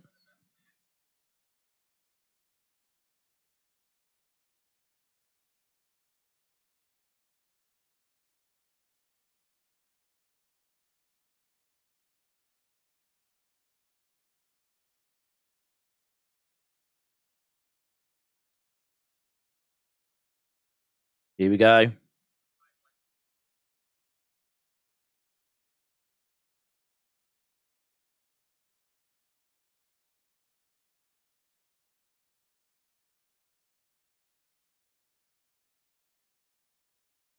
It's an announcement about an announcement.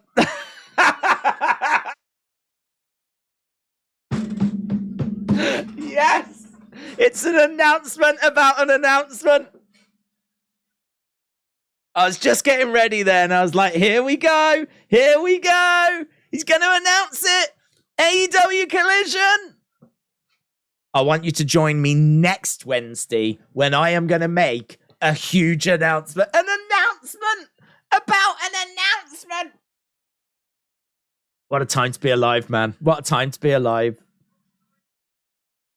I want to see an announcement for an announcement of an announcement. I want to see him do that. Do you think he'll do that? I hope he does that one day. Next week, I will be announcing the date of the big announcement that I've got planned. So I am announcing that next week will be the official announcement, the date of when I will make my big announcement. That's what I want. I want announcementception. I want an announcement in an announcement in an announcement. Orange Cassidy in the ring. He's such a teaser. He is such a teaser, isn't he? He is such a teaser. Okay. He said there's people lined up backstage. Next week's going to be one of the biggest announcements in the history of AEW. Said he's got loads of talent just waiting for opportunity backstage, and next week is a big announcement. Do you reckon it's going to be that they're all fired? Turns out my roster's too big. I've only got one show, so sadly all these people are having to be let go. I just wanted you to hear it from me, that's all. Sorry it wasn't better news. Thank you, bye. Right, it's going to be Garcia. An announcement of an announcement. Announceception. Let's go. Let's go. Okay, we've got a match coming up next. This is Garcia against Cassidy for the AEW International Championship. Next week is when I'll announce when the announcement will take place for the big announcement. What's annoying is that we already know the announcement. That's the sad thing, is that we already know what the announcement is going to be. So when it's actually announced, it's not going to... This is very interesting as to how like the internet wrestling community knows that it's the announcement of the brand split and the AEW Collision is coming. But the casual fans probably don't know. So it'll be interesting to know how people react to that. But then we won't see their reactions, will we? Because if they're on Twitter, they would already know. If they were already on Twitter, they would already know what the announcement is. So the reactions of the people that don't know are probably reactions that we won't ever get to see. So I don't know. I don't know. I don't know who's going to react. Who's going to be surprised next week. There's going to be no reaction videos to that next week. There can't be, because there's no way you can be on YouTube or Twitter and not have heard like what's coming. So it is teasing it. It is a tease. It is. It's not his fault. It is a shame the news got out. It'd be so much. Imagine if we didn't know what it was, and we were like, "Oh, do you think it's a new show? What do you think it is? Do you think it's a? Do you reckon they're making Dynamite longer? Do you think it's a third hour for Dynamite? Do you think it's a second? Do you think they're doing a second show, like a SmackDown to their Raw type thing? Do you think they're moving to Monday? Like, we could have had all that kind of conversation, but we can't because we know what it is.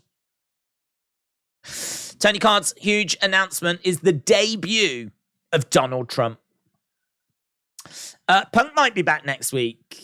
I think I think their plan is they're going to debut him on Collision. So I think they want you to tune in for Collision. So that's going to be how they're going to do it. In many ways, they've turned a negative into a positive. CM Punk being off TV has been really awful for them. It has hurt the ratings, but it's also provided an opportunity now for them to bring him back. Coach Co, Michael... Get to this before William Hensey does.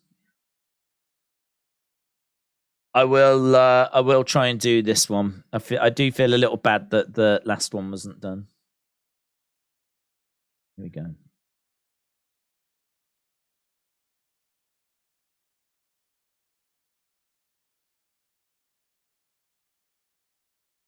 Michael Jackson tickling is a sensation. Is this translated correctly? Michael Jackson tickling is a sensation that can make a person feel a combination of pleasure and discomfort, such as feet, armpits, and sides. I mean, I would read that and I'd be like, no, that's not translated right. But because it's Kojiko, I think that is exactly word for word what he meant to say. Michael Jackson tickling is a sensation that can make a person feel a combination of pleasure. Hang on, is this just a definition for tickling, but you've just put Michael Jackson at the start of it? Is that what you've done? Because if you take Michael Jackson away, it says tickling is a sensation that can make a person feel a combination of pleasure and discomfort, such as feet, armpits, and sides. But then you have just put Michael Jackson before it for no obvious reason. Oh, that is so what you've done. That's what you've done. You've gone and got a definition for tickling, and I have no idea why. I don't know why anyone would do that. But you've gone and got a definition for tickling. Kojiko, just think about your life for a second. Think about what you're doing for a second. You are searching, right? You are actively searching for the definition of tickling, even though there's no conversation about tickling. You are searching for the definition of tickling, copying it, translating it to Spanish. Then you're adding the words Michael Jackson at the start of it. And then you're not just putting it in the chat. You're super chatting it. You're super chatting it. You're making sure it's seen. You're making sure it's read. You want everyone to hear this. I mean, I'm starting to wonder if maybe it's a bit of a political message. Maybe about how the super chatting system is just so worthless, pointless. How there's so much, how many words are spoken, messages are sent that just don't mean anything. We talk about them, then they're gone. We don't really reflect on them. But, and maybe it's maybe it's a commentary. Maybe it's a social commentary on just how pointless messages, chats are. We never say anything of any meaning, do we? Do we ever really talk? Do we ever really talk? When you stop and think about it, I think Coach Co makes a good point. I think Coach Co makes a really good point. Should we connect on a deeper level? Why do we just talk about such surface, pointless things? And that's the commentary he's providing here. What he's gone and done is he's just got a definition for tickling, translated it to Spanish, chucked the words Michael Jackson in front of it. But I think I see the deeper meaning. So, Coach Co, thank you for opening our eyes. That's all I can say. I think we're all better people now because of your message. I must admit, I didn't get it at first. I struggled at first. But that's because I wasn't thinking deep enough, because I never do. Because I never have to. Mitchell said, I need an answer. The guy in the crowd has it's pop, not soda. Could we get a fun poll asking the chat if they call soda pop or soda? Well, I can't word it that way, can I? Because you've just called it soda. So that's a leading question. What do you call soda? Do you call it pop or soda? Do you know what I mean? Like all of a sudden, then if I say pop, I feel like I'm wrong because you've already told me what you call it. So you have to be something like, what do you call fizzy drinks? And word it that way, maybe. Mitchell, if you want to poll in the thing, we will do that. We will do that. Let's put it in. What do you call fizzy drinks? And guys, don't be led on this. Don't be led on this.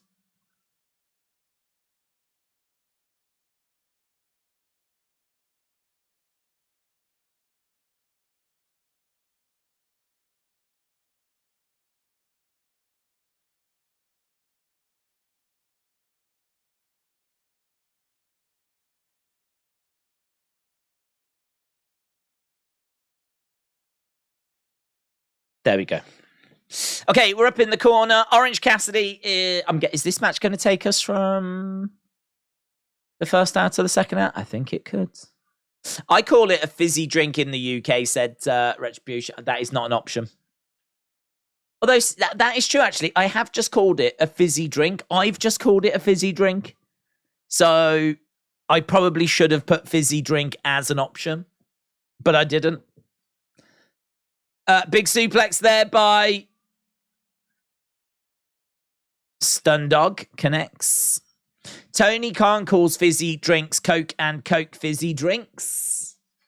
I call it fizzy drinks. Oh, God. Well, I'll end the poll then because it turns out that... Do you know what? I'm just going to put what do you call it? Hang on. What do you call it? And you all know what I mean. Pop. You watch fizzy drinks gets no votes now. Fizzy drink. Soda. Are there any others? Is there any others? Soft drink. Soft drink. Got any soft drinks? It's funny, isn't it? Because you don't say hard drinks. Do you? I wouldn't say hard drinks. Got any soft drinks? Coke, Fanta, stuff like that. But if you wanted alcoholic, you wouldn't go, if you got any hard drinks. You got any hard drinks? No, who says that? Oh, I don't say that. Where's the non-option? Well, I can't only have 4 options, Watson. Let me have 4 options. What do you call it? Do you not have any of them? I don't call any of those options. I call it by what it is. Coke, Fanta, Sprite. If fizzy drinks are pop, then what is pop music? Fizzy music. I mean, you're not wrong, actually. I would call it by its name. Have you got a Sprite? Have you got a Coke? You got a Diet Coke? I wouldn't be like, have you got a fizzy drink? I wouldn't go around someone else and say, have you got any fizzy drinks? Like, have you got any Coke? Have you got any Umbongo? Have you got any Fanta? Have you got any Sprite? Have you got any 7-Up? Have you got any ginger ale? Have you got any Mountain Dew Pitch Black? That's what I'd be like. I wouldn't be like, have you got any pop? Have you got any pop? I wouldn't say that. I feel like, and no disrespect if you say pop, but I feel like that's what a 5-year-old would say. They would ask for pop. Have you got any pop? Do you want some pop? Some pop. I've never used soda in my life. I've never said that. I've never said soda. I think that's a very American thing, to be honest. I agree. I agree with the normal people. I agree with the normal people that said about like just calling it what it is. I agree with them people. Although Judith says pop. Pop. What the heck is Umbongo? How dare you? Dare you? Never heard of Umbongo?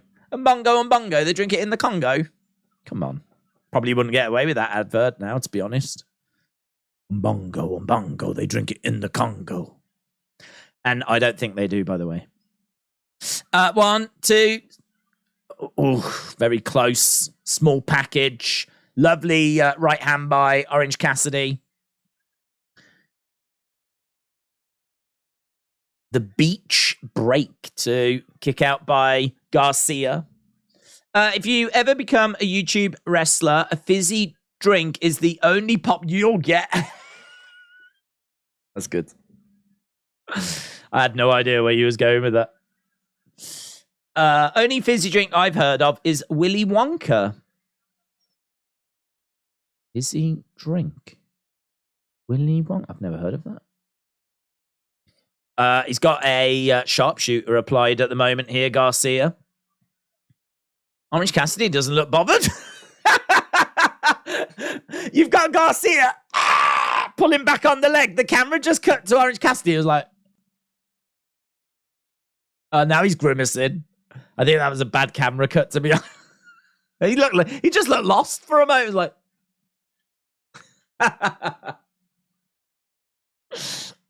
right, Orange Cassidy is down. Where are we with the pot? 112.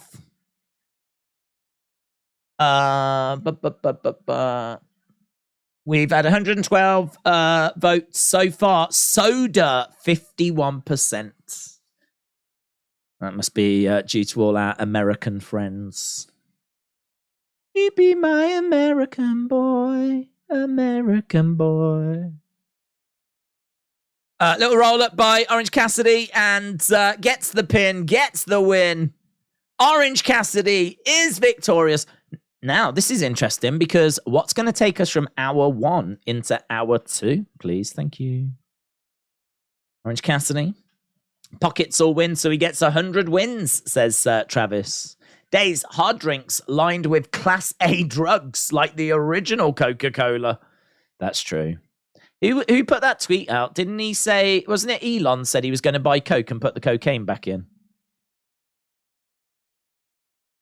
Still to come tonight, House of Black. Also, Anna Jay against Julia Hart. And, of course, the cage match. Cage match main event. Here's the Outcasts, Soraya, Solo, and Storm. It's Sheeta!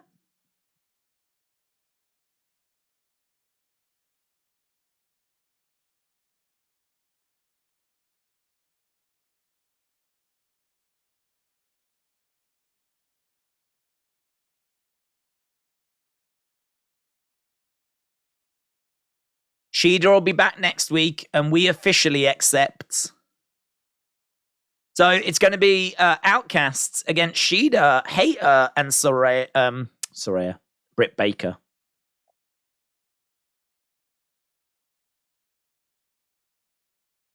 Okay, now.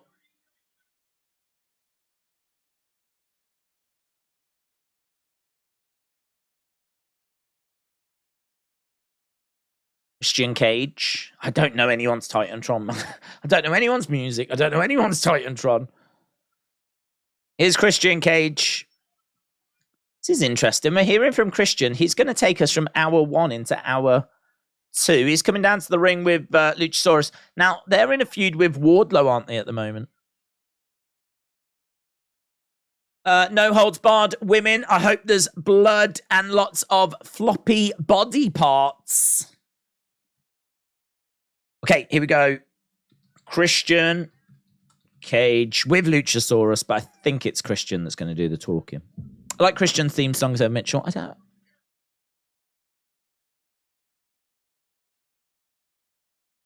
Is that right? Oh, Tony Schiavone's in the ring. Let's go. The one thing that American culture won't get me to do is slaughter the English language. It's colour, dang it. Oh, do you know what? It is colour, you are right.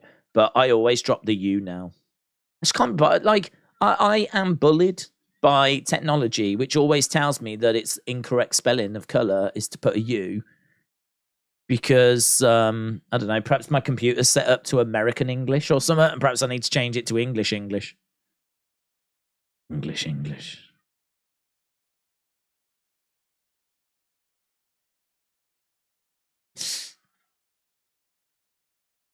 You're literally the worst city in the country, so stay quiet whilst I conduct my business, says Christian.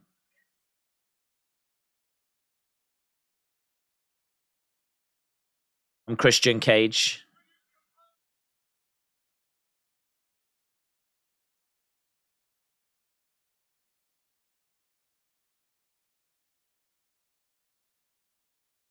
Tell you what, he's got good heat, isn't he? Crowd really don't like him.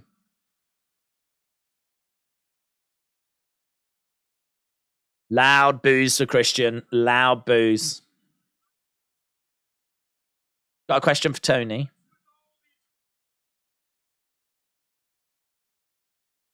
What's with all these wrestlers in AEW with all their daddy issues?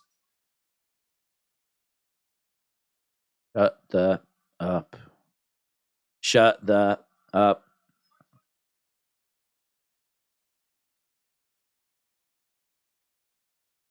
This is bordering on Dominic Mysterio heat. Oh, imagine if Christian had took Dominic under his wing in WWE and it was Christian and Dominic.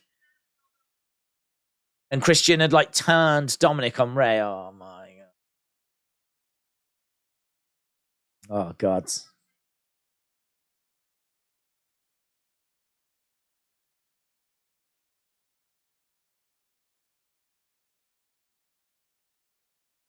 Arn was looking for a new son. A-hole chant.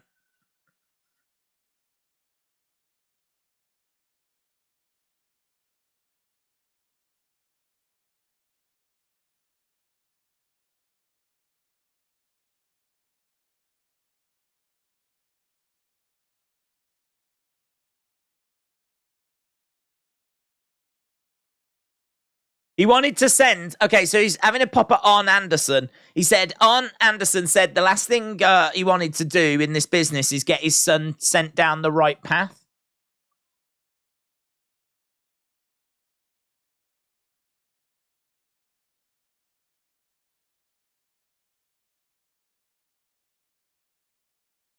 Legend are the people's words, not my words. So he's having a pop at Arn Anderson. He's pointing out that he's not helped his son.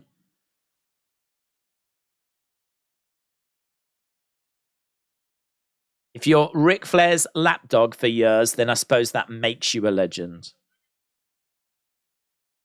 He's a good promo, isn't he?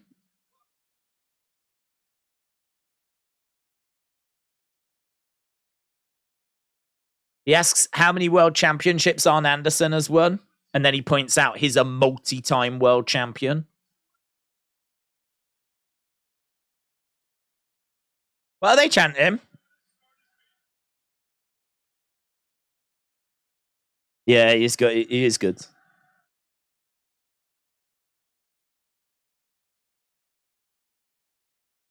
Flair is better, is it? No, I can't make out what they're saying.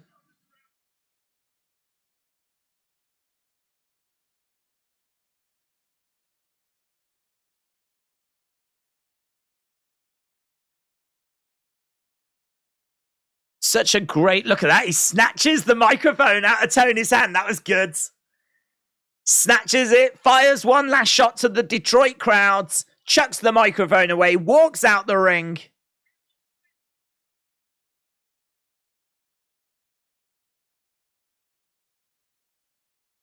Good. Yeah, good. Went out there, did the job, didn't he? Went out there, cut a promo. Nothing revolutionary.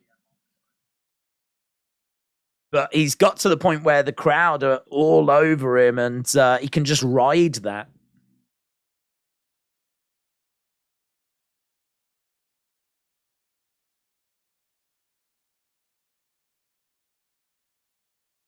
Okay, so now we got a video package on Darby.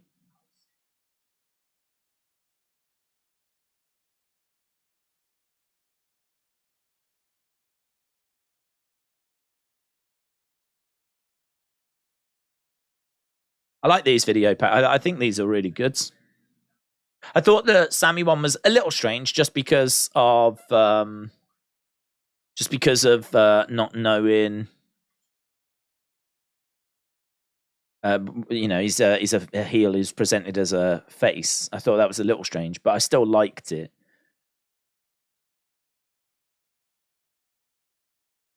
And this is just a video package. Look at him at home introducing us to his dad. There's Sting. That his mom?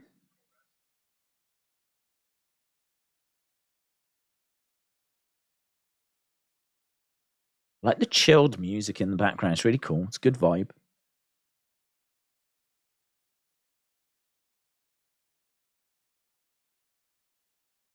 Where I'm going is double or nothing to become world champion, says Darby. Will Darby leave Las Vegas? Deja miss Coach Co. I did miss it. What? I didn't get to it. With our filter kicked in. What did it? Coach Co. What did it say? Was it above boards? No holds barred. This is going to be the two women.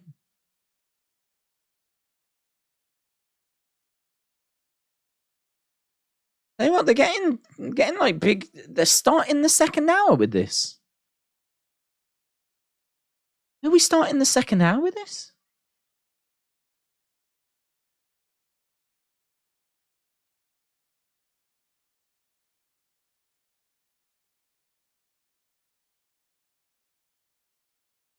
I don't know. I'm finding this very strange. Really being presented as a big deal. The theme is catchy, said J14. Where's Coach Co? Coach Co, what was the gist of what you said? Like, if there was like something in there that we needed to be protected from. Aren't they both heels? I don't know.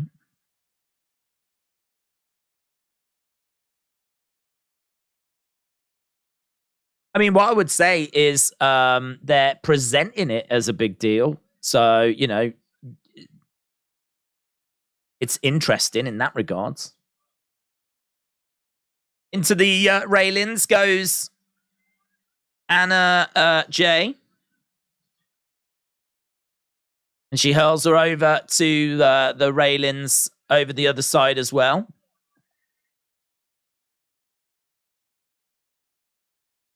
Grabs her and throws her back into a railing. Julia looking underneath the ring, grabbing a kendo stick.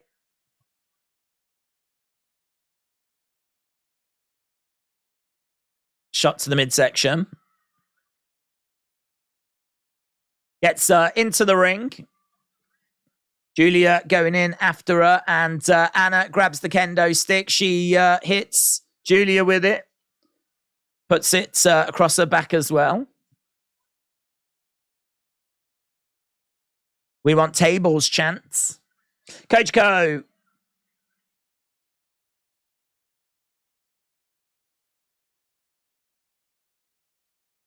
Suplex on the outside by Anna J. Okay, Spanish. I don't know why I have to keep doing this.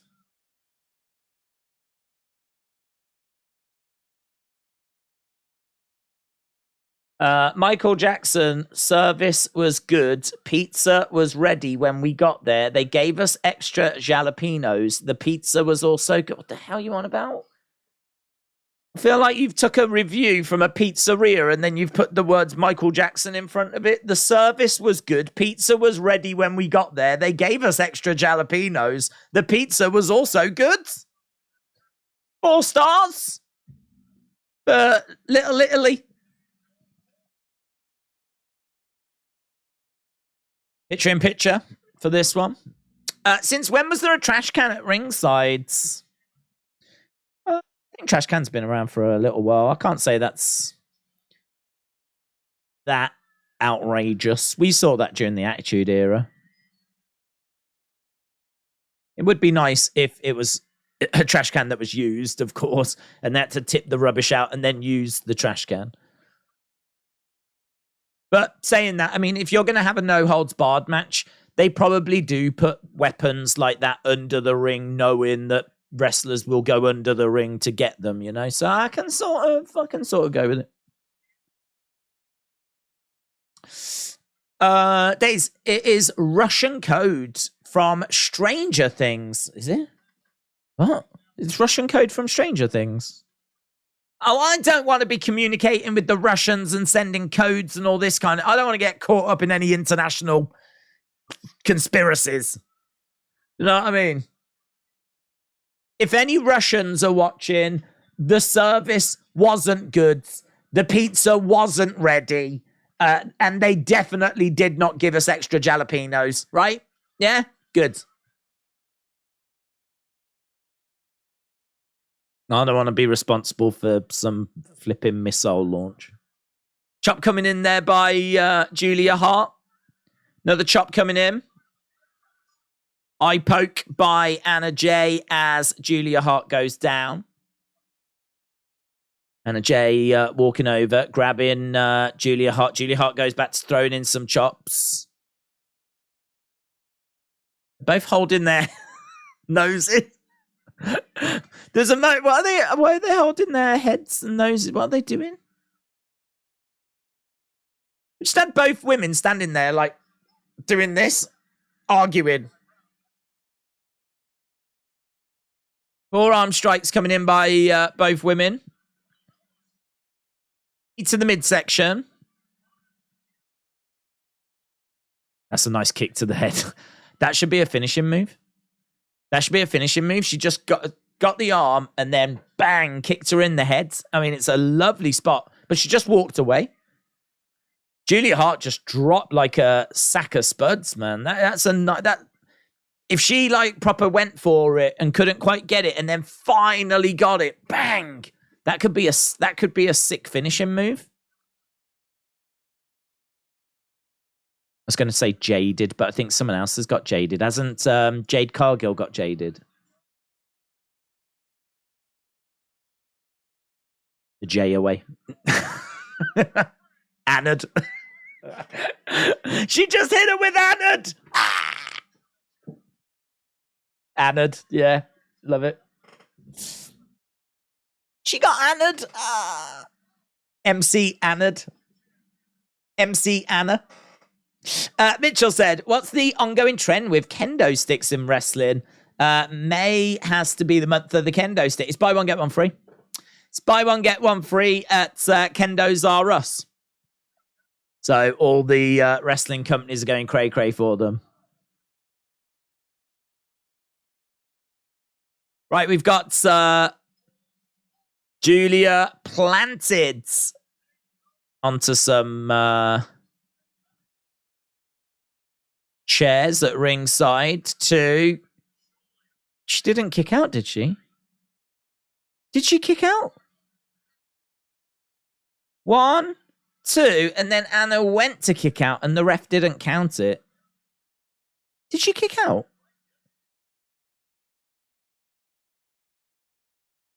Well, doesn't matter. We'll carry it on.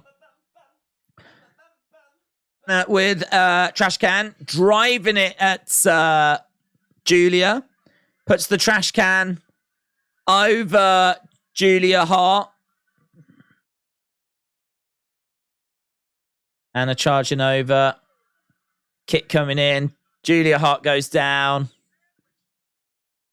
1, 2. This girl doesn't know how to kick out. Oh my God. She doesn't know how to kick out. She thinks kicking out is just like moving a leg.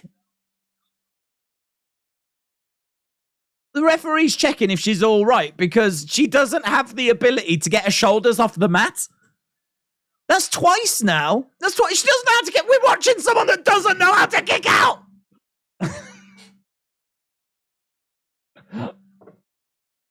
Kicking out for Julia Hart is going... Like, kicking her leg? Has someone told us you've got to take your shoulders off the mat? Does she know that's the key aspect? Forget your legs. Forget your legs. Just do that.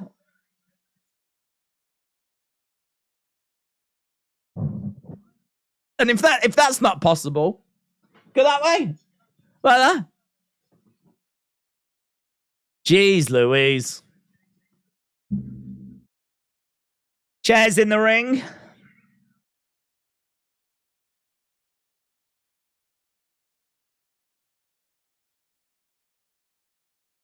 So we've got loads of chairs, got a trash can in there.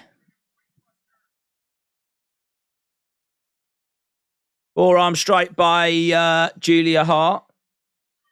Back elbow by Julia Hart.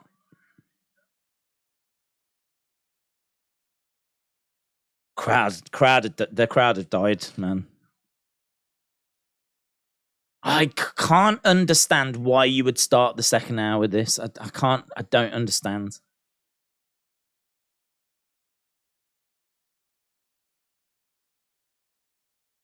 Big superplex. That was good. Credit where it's due. Big superplex. I think she just fell short of those chairs. Finishing move, I'm guessing, and she taps her out. So Julia Hart picks up the win. And that match is done. So we're working our way towards the steel cage match.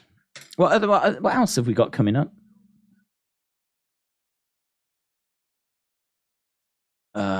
We've still got House of Black.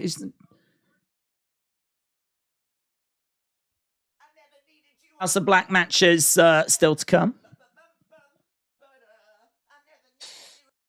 Let's go to this comment. Corey, shout out to you. Says, having had the pleasure of watching Rhea and then watching these AEW girls, let's say that Rhea is one of my top favorite 3 wrestlers now. I just think that these two are both green. I think Julia Hart has got potential. She's young. I mean, she's about 19 or something. Yeah, she's young. So, like, use her on Dark. Keep going with her, whatever. But I don't know if she's Dynamite ready. I mean, that was a street fight, you know. So obviously you could use weapons and you could use a kendo stick, and I think maybe that was Tony's thinking. Like, let's put these women on Dynamite. It's a street fight. We'll use kendo sticks. We'll use chairs. We'll just, you know, have a big fun brawl. But yeah, I mean, debatable as to whether it's worked or not. I think it was very brave to put it at the start of the second hour as well. Normally, this is how you hook people to stick around. You know, we know that hour 1 going into hour 2 is quite an important part of the show. So if you'd have asked me beforehand, will they put Anna Jay against Julia Hart? Julia Hart, very green. Anna Jay, I don't think it's unfair to say is very green. Would they put that as the match that links the two out? I would have said, nah, you know, you go with something else. Go with House of Black or something, you know.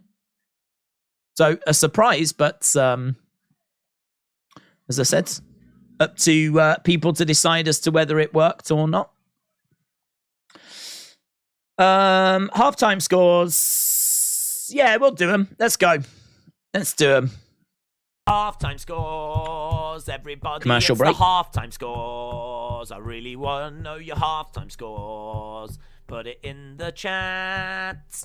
Halftime scores, everybody. It's the halftime scores. Are you happy? It's the halftime scores. Are you happy or you sad? Halftime scores, everybody. It's the halftime scores. I should get that recorded. If I got it recorded, I could just press play then. Just sit here like this. I look so much younger there. So much younger. Derek says, Days, who would you like to see Claudio pick in as his tag partner? I'd like to see Chris here. That would be great. That would be great if we could get the Kings of Wrestling again. Yes, I mean, it would be that. I wouldn't disagree with that. I think if he was to have a tag partner, he is likely to turn to Wheeler Yuta, isn't he? I'd imagine. Blackpool Combat Club. Be a bit weird for him to turn around and not pick one of those guys because he's in a faction with those guys. So I think it's probably going to be one of those. Unless he turns around and says, I've got something special in mind for this. Leave this to me.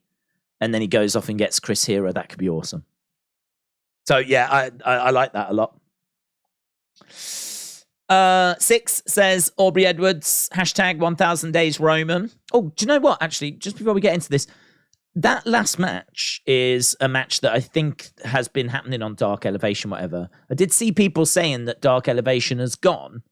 And so that does now beg the question of where do you use Peter Avalon? Where do you use Lever Bates? Where do you use, Komoroto? Where do you use Anna Jay and Julia Hart?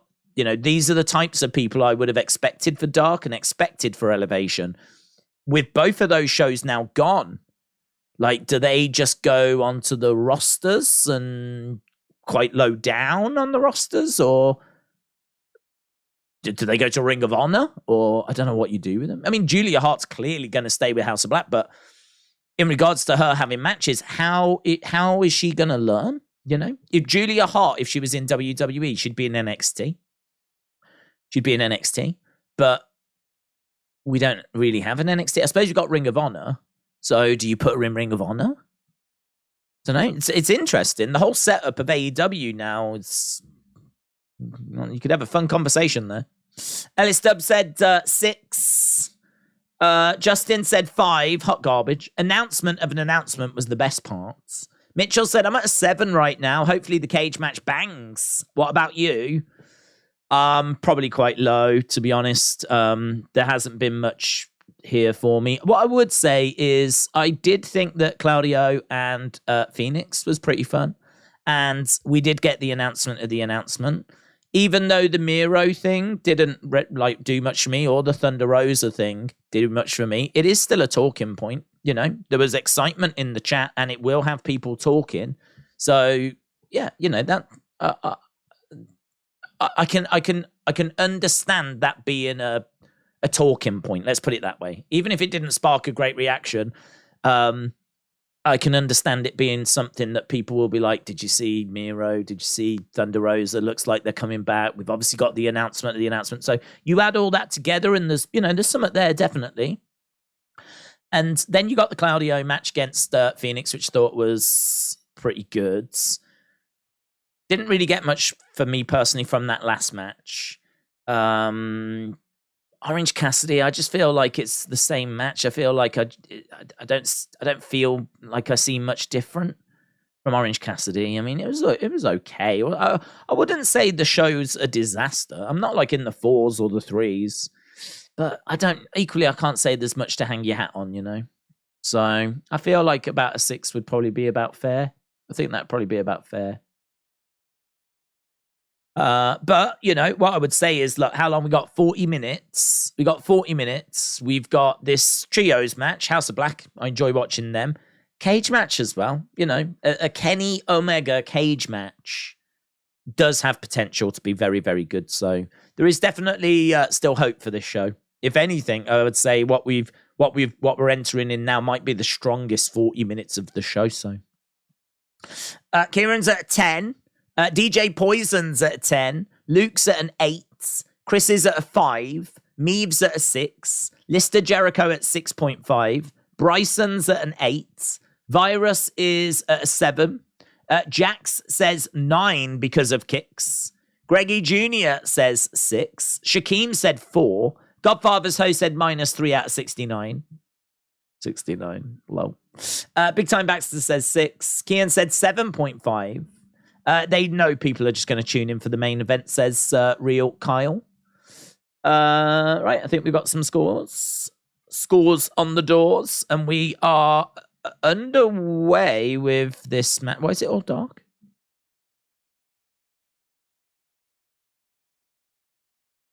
Why is it dark? This is interesting. Is this a different presentation we're doing for just the House of Black?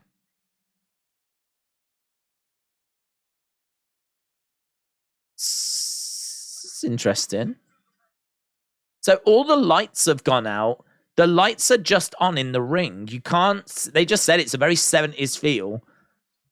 I don't know what all the sparks are on the screens and whatever. I do like this, though. I like this. I like it because it feels... Straight away, it's like got my attention. It feels different. I feel like it's different. Tell you what, as well, there is something to be said for not being distracted by signs and people in the background. And, like, the lights are just on in the ring.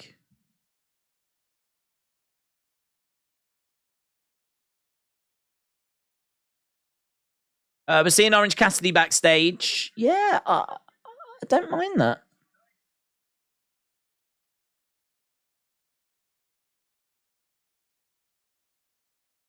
There's no breaks. Bandito got to the ropes. It's fine. It's a bit OTT, said Alistair. It's better than Red. That's true. I remember on AEW, John Moxley fought Kenny Omega in an exploding barbed wire match. Yes. Enough with Orange Cassidy. That guy is lame, said Lance. Maybe it's because this match belongs on Dark, said Watson.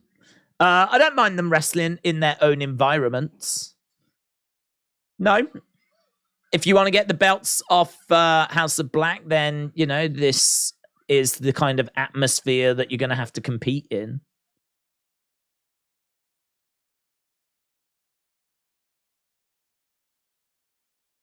And against the ropes, Malachi gets rolled up. Trent didn't see the tag was made. In comes Brody King. Lovely work by Brody King there. Okay, so picture for this one. Oh, it's very dark on the outside, though. You can't see the action on the outside. It's very dark out there.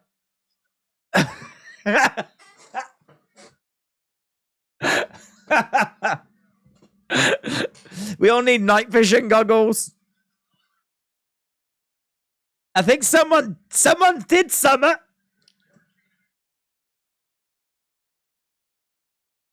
It's definitely someone down.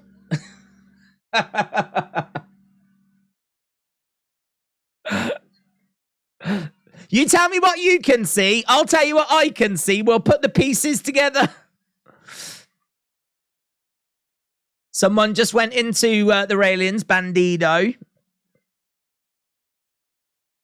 Yeah, I think if they're going to do this going forward, they might just need to think about this.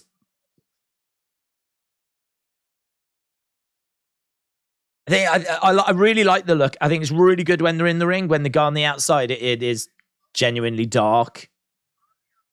So maybe when they go out, they have to just put the lights up or something a little more, you know? That is going to be an interesting challenge, isn't it? There'll have to be someone sat backstage next to a dimmer switch. They'll have to be like this going, are they at the ring? They're out the ring. Ah! Like they're back in the ring. They're back in the ring. They're back in the ring. They're at the ring. Ah! Or by a switch.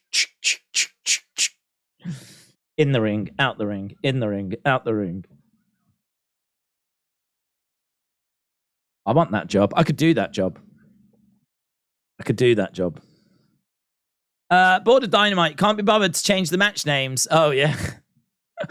Well, actually, it's because I was, like, talking so much about the atmosphere, and I was quite intrigued by it, so I will spin it as the opposite, actually. I was too engrossed that I didn't notice I hadn't changed it.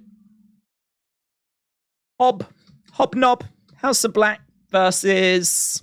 What are they? Is it just Best Friends and Beretta? Bandido Friends. That'll do. Missile Dropkick. I appreciate the stream, but I don't know why you bother watching. Well, AEW do some good stuff. They do some good stuff. Even if people aren't necessarily feeling it this week, there are things that they do that can be entertaining. I think the cage match is going to be interesting. Nice tornado DDT by Beretta. But WWE revealed the triple threat matches this Friday. Theory, Lashley, Sheamus in the Battle of the Fathers. Styles versus Ray versus Edge. Styles, Ray, Edge. Lashley, Sheamus theory. Okay. Be good. Okay, we're going back to Orange Cassidy. Roll up, kick out. Against the ropes. Looking for a stomp there, Buddy Matthews.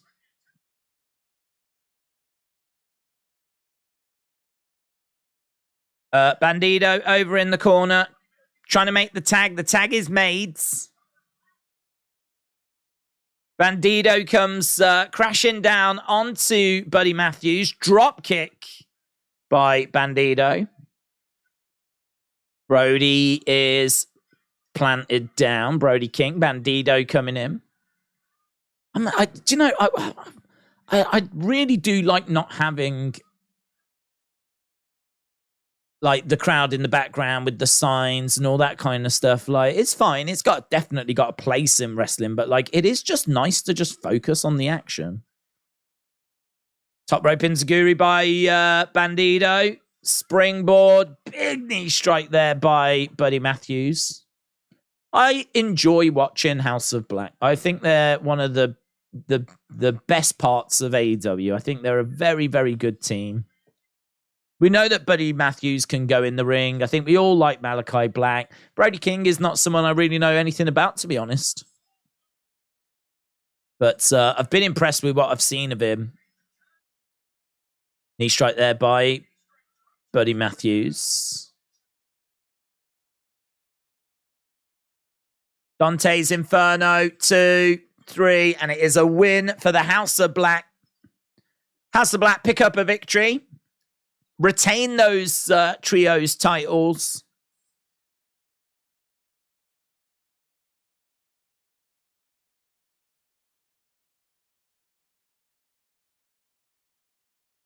Yeah, not bad. Bubba OC should join House of Black, wear all black, and be emo, said Godfather's Home. In this match, there aren't any disqualifications. I overheard someone saying no rope break. I don't believe that. I don't believe there is. Orange Cassidy's down. Who's attacked Orange Cassidy? Someone's got an IWGP.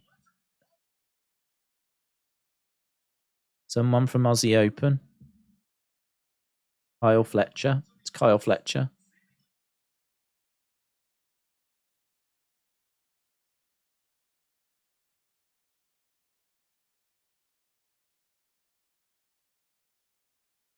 Okay. Right, we're going to hear from the next participant. This is Jungle Boy.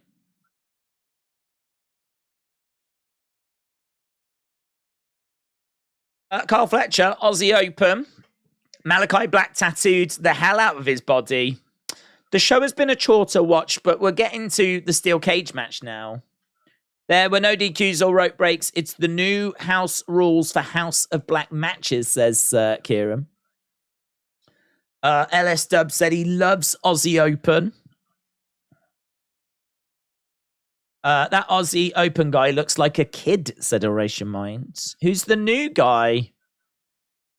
Is from Aussie Open, which are from New Japan. Well, I don't know much about them, to be honest. LS Dub knows all about them. It's unprofessional, Jack Perry, said Travis. Yeah, some of the reports of him have not been great, have they?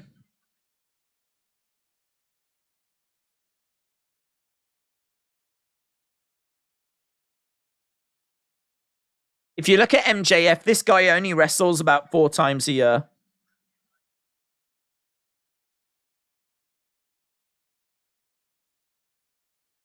I never wanted to grow up and sing show tunes on TV. He's having a pop it in for that. That was strange, wasn't it? That was strange. To varying degrees, I don't like any of these guys personally.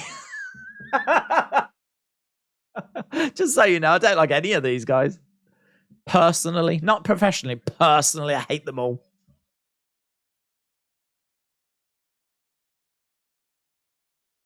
We're having a look at the steel cage that's hanging above the ring, suspended above the ring.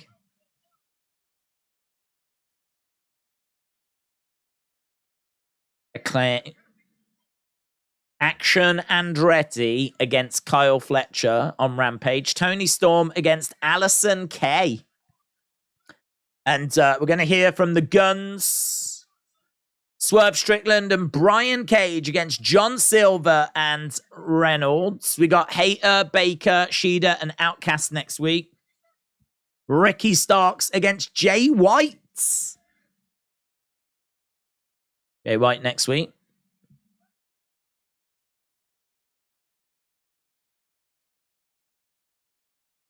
So we're hearing from Ricky Starks right now. Jungle Boy needs to learn some facial expressions. He just doesn't seem like he wants to be there. Let Him In said MJF has got a really nice voice. Aussie Open had a great match to win the titles. Highly recommend watching it. The guy that attacked OC had a massive cut. Had to bandage it up to keep going, says Switchblade. Switchblade, shout out to you. Appreciate it. I remember Allison Kay from NWA Power with 3 R's. Well remembered. I don't understand people think this show has been bad, but they say Raw SmackDown is good with lackluster stories, too many commercials, heavily restricted wrestling. Not trying to hate on WWE, says Kieran. Each to their own, isn't it? I mean, the honest truth is that people just like different things. Koji Ko. Koji Ko's cheeky, man. He knows that because these are super chats, I have to pay them attention. I can't ignore them. I feel like I'm contractually obliged to give them attention that I don't want to give them. Michael Jackson's most beautiful nails are underrated, but they deserve to be known. What do I do with that? What do you do with that? Michael Jackson's beautiful nails, underrated, but they deserve to be known. What do I do with that? What do I do with that? I mean, it is a big test of my streaming credentials. I mean, thankfully, I can just move on to the cage match that's coming up next. Moxley making his way out. Wild Thing, and we are going to commercial break. I miss Regal coming out with Mox. Commercial break, Mox and That Gun Weekly. I ain't gonna lie, it has been 7 weeks since I've not watched Raw or SmackDown after WrestleMania, says Malik. I thought Alison Kay was in Impact, says Courtney. I actually don't know. James will know. Is she in Impact?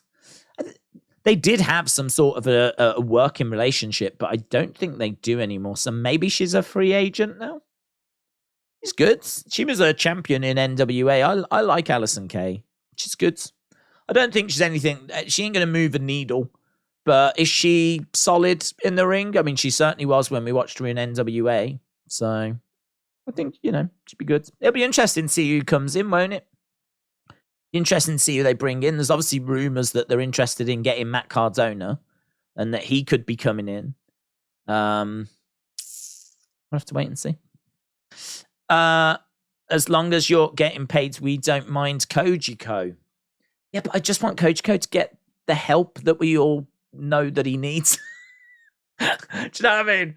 We're all sat here. We can. Look, it's not normal, is it? It's not normal. This isn't normal. $20 donation, and I can't even read it. This is mental.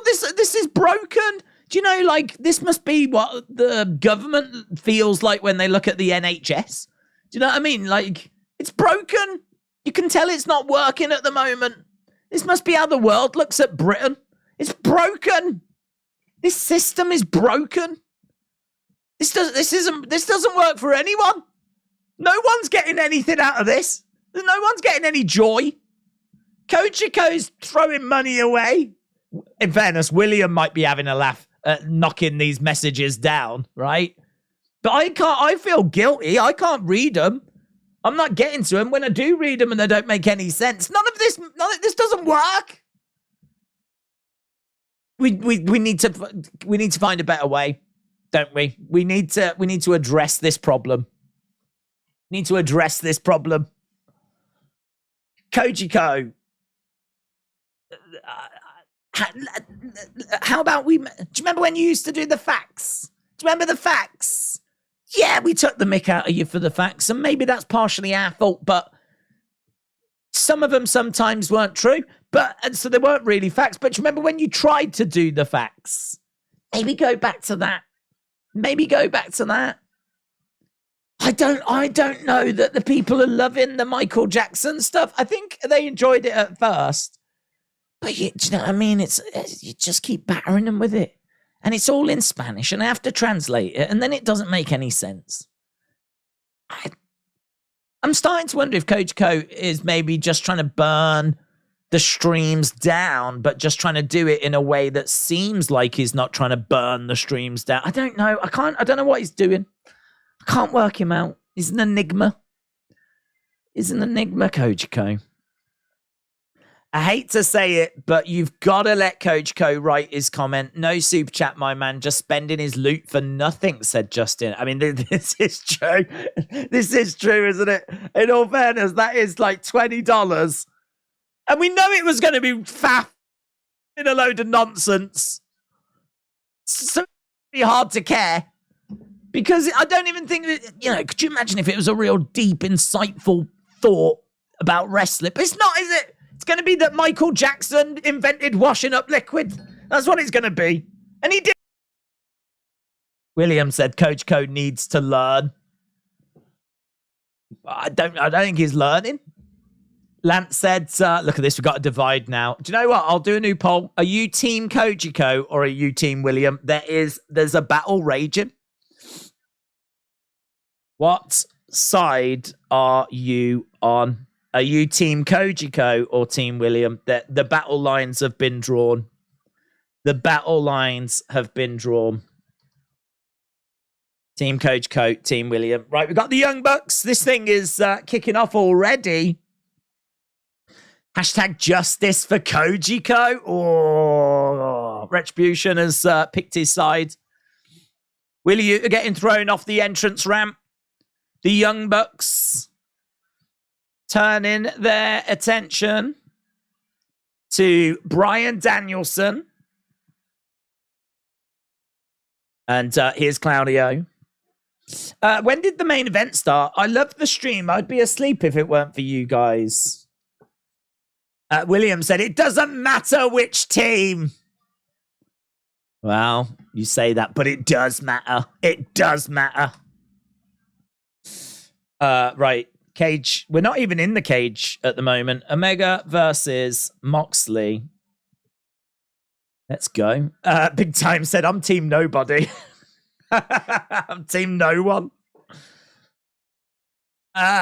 Nick Jackson launches onto... Did he just take his brother out? No? Who did he take out there? Oh, I think he took out two of Blackpool Combat Club. Is it Danielson and Claudio? Now we've got some staff that have arrived. This match is going to lose another 150,000. Do you think so? I don't know. I don't know. Come on. Omega said, come on. Justice for Lance is with Kojiko. Larry said, I'm team ban both. That should have been a third option. At the moment, it is 65%, 35 team Kojiko. It's. I would say it's around 60-40-ish. Quite close, actually. We miss the fax gimmick, says LS Dub. I think both are loved, right? It's not about who do you love more. Both are loved. But there is a dispute going on, and this seems like the fairest way to resolve the dispute. Justin says, I'm with Big Willie. Well, good to hear that you're having a good Wednesday night, Justin. Shout out to you, buds. I feel bad for Kojiko. William versus Kojiko, first blood match. Legend Killer said, Team Wrestling Days for life. That's right. Pick the right team. Moonsault by Kenny. The facts were trash as well, though, says James. Do you know what, guys? This is really good for the community. It's really good just to get... We're getting it out there. Sometimes, we need to talk about our issues. This is good. This is cleansing. This is good. Coach Co, you're the man, says Lance.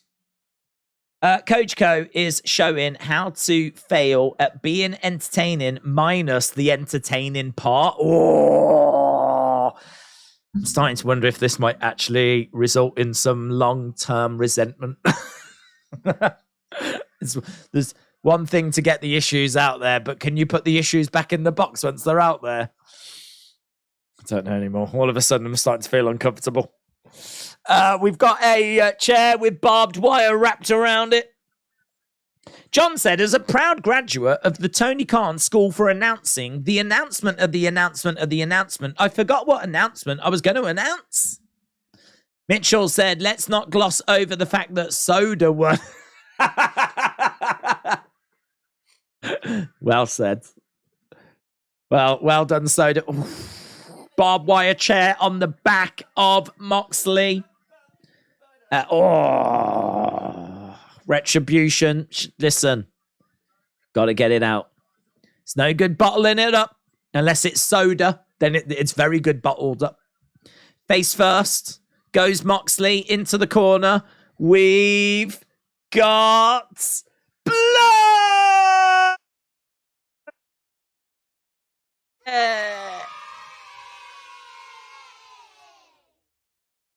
The kids love it. Come on. Jumped on him. That barbed wire. The blood appeared. Into the side of the cage goes Kenny. The blood appeared and it was like, yeah.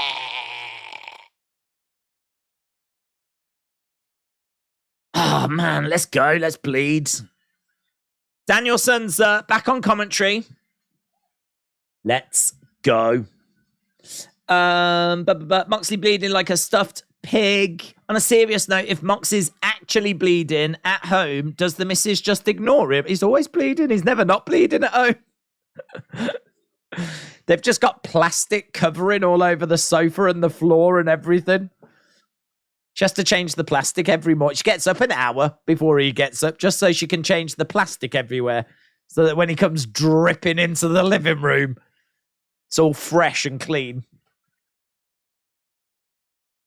Oh, slams on top of that chair. Do you think she even cares anymore? Do you reckon the first time this happened, she was probably a mess? She was probably shaking backstage, just like a nervous wreck.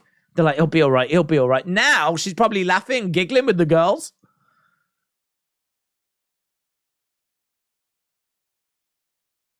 I mean, in all fairness, this is a cage match. And, if a match deserves some blood, you don't mind it being this.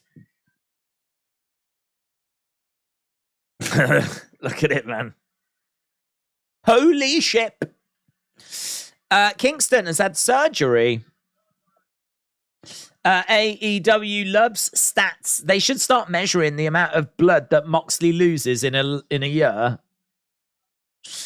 2 minutes for Mox to bleed. I timed it. Blood in AEW is predictable as Tony Khan's announcement every show.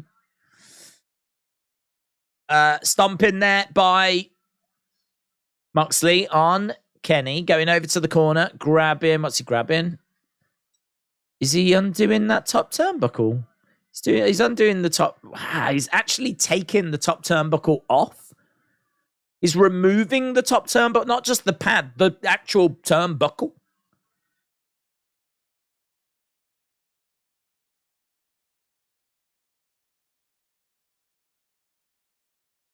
See, could you imagine if you did all that and it turns out you were tightening?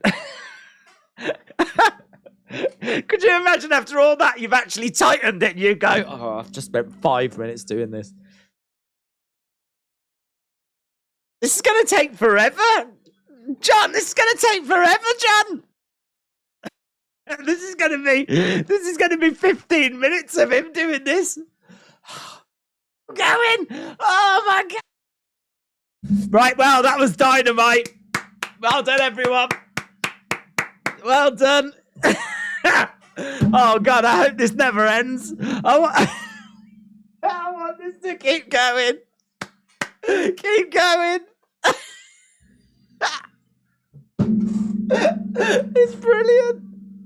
It's still not come off. I'm actually crying. He's just been over there. He spent about 5 minutes doing it, and now he's had to go back, and he's still doing it. It's still not off. And he's finally got it off. Yes! Oh, my God. I'm actually crying. Oh, God. That was so funny.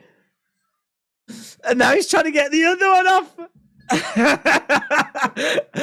The other just unhooked. The other one just unhooked. So he's just spent about 5 minutes going like this, and then he walks over to the other one. He goes, and it just unhooks. It just unhooked. Oh. In all fairness, you probably had to undo it so that the ropes were loose enough so to unhook the. You probably couldn't just unhook it if you didn't do that work first, you know. But oh my God, watching him doing that and occasionally like humping it. I don't know why he was having to hump it, and he was trying to give it some extra welly. He was like doing it, and then he was like. It just got me, man. It just got me. It had I was starting to visualize the exploding barbed wire match again. These two in main events, they just create those kind of magic moments, man. They just create those magic moments. But right, where are we? He's managed to get the turnbuckle off, and he's choking Kenny with it right now. Drop toe hold. Kenny goes down. Now he's choking him with the top rope.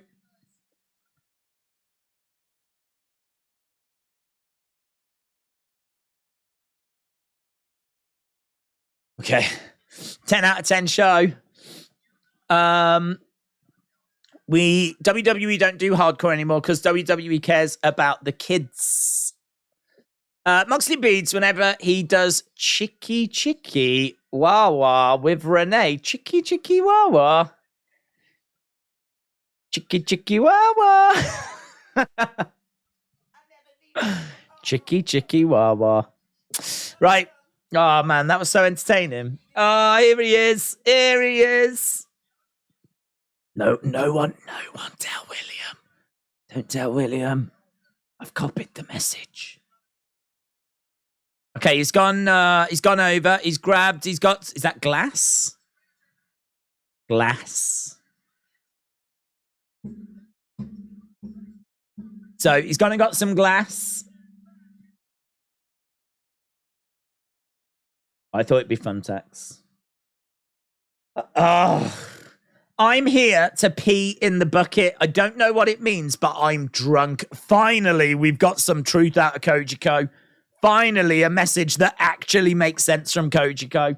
I think that last line in particular, I think sums everything up, doesn't it? I'm the words "I'm drunk" in that last message.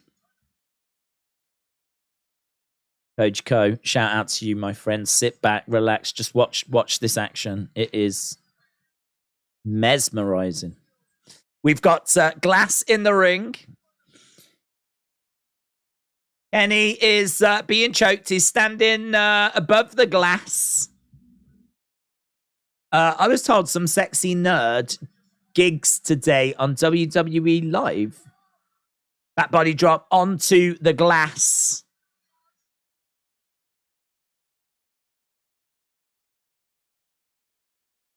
Moxley driven into glass. Holy ship chance. He jumps up. He starts choking Kenny again. The Ultimate Outlaw match. Just do a knife fight, said Sakilla.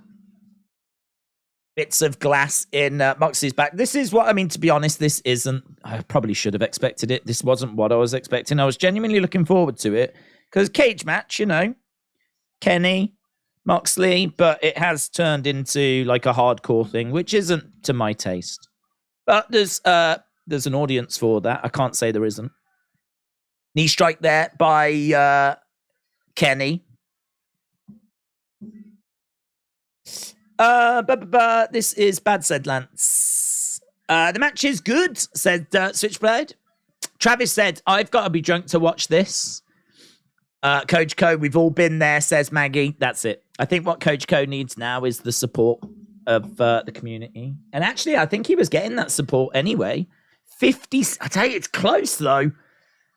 56-44 in our battle of what team are you on? Whose side are you on? 56-44. It's close. It's close. Both are much loved members of the community, though. How long have we got? We got 6 minutes still to go here. I thought it would be like a minute to go or something. Still got 6 minutes as these two are slapping away at each other. Kenny goes round the back looking for Dragon Suplex. Another knee strike. Another knee strike by Kenny, and Moxley wobbling around in a bit of trouble. Snapdragon. Maggie said, thank you for being my eyes. I hate blood, says Maggie. I love blood, Maggie. I won't watch anything unless there's blood involved. And that includes kids' TV. Kenny goes, woo, V-trigger, and they go through the cage. That's cool. That's a cool spot. So he V-triggered him, and that panel just broke, and Moxley spilled to the outsides. I tell you what, they did that spot in WWE with Bobby and Omos, and it didn't look as cool as that did. That was cool. That was cool because Kenny actually gets his leg kind of caught on the cage. It does look quite dangerous. It looks like he jars his knee. I hope he's all right. I hope Kenny's all right, because it looked... The doctor is checking on Kenny's knee, like he definitely looked like he got it caught in that cage. Yeah, he could have blown his knee out. It looked good as a result, because I think it was dangerous.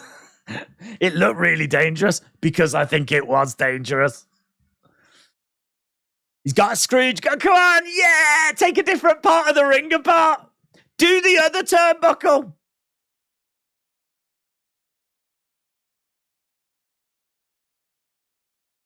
Kenny on his knees. Here's Don. Don jumping in. Don has grabbed that screwdriver. Knee strike there by Kenny. Kenny seems to be okay. V-trigger. Omega looking for the one-winged. One wing connects. 1, 2. Ooh, Don just hit Kenny with the screwdriver. Don hit Kenny with the screwdriver.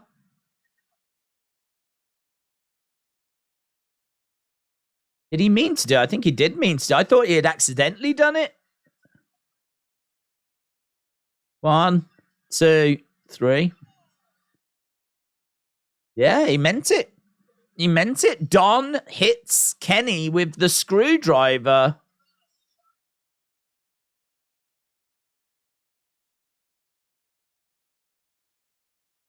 Yeah, I didn't see that coming. Good.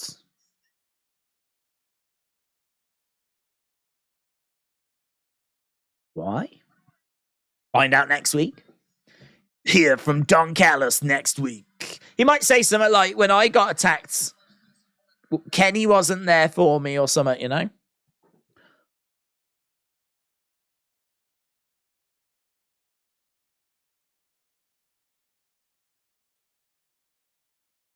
Moxley promised Omega he would leave with a broken face and a broken heart.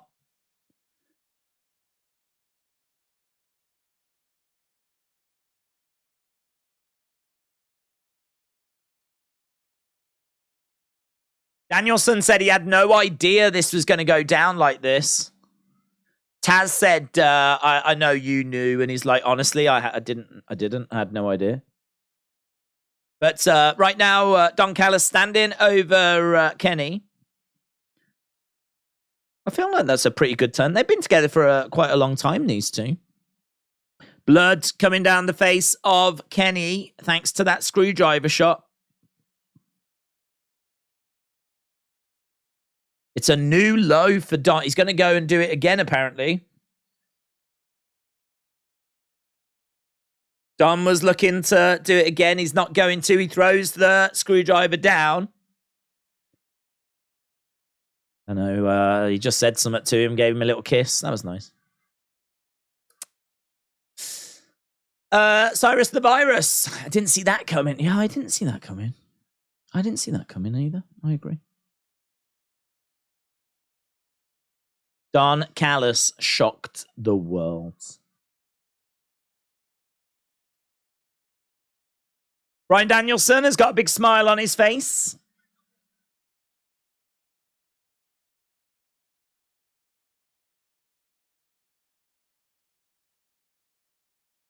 So Don Callis has exited. Is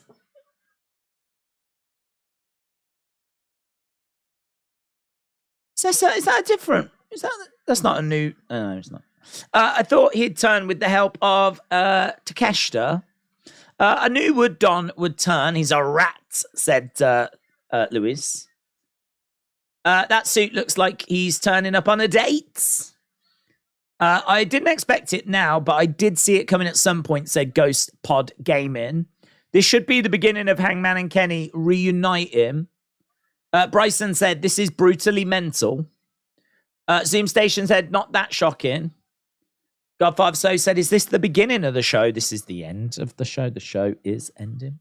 Donnie's taking over the William Regal gimmick like the fake racer and Diesel. He'll have a fake English accent next week.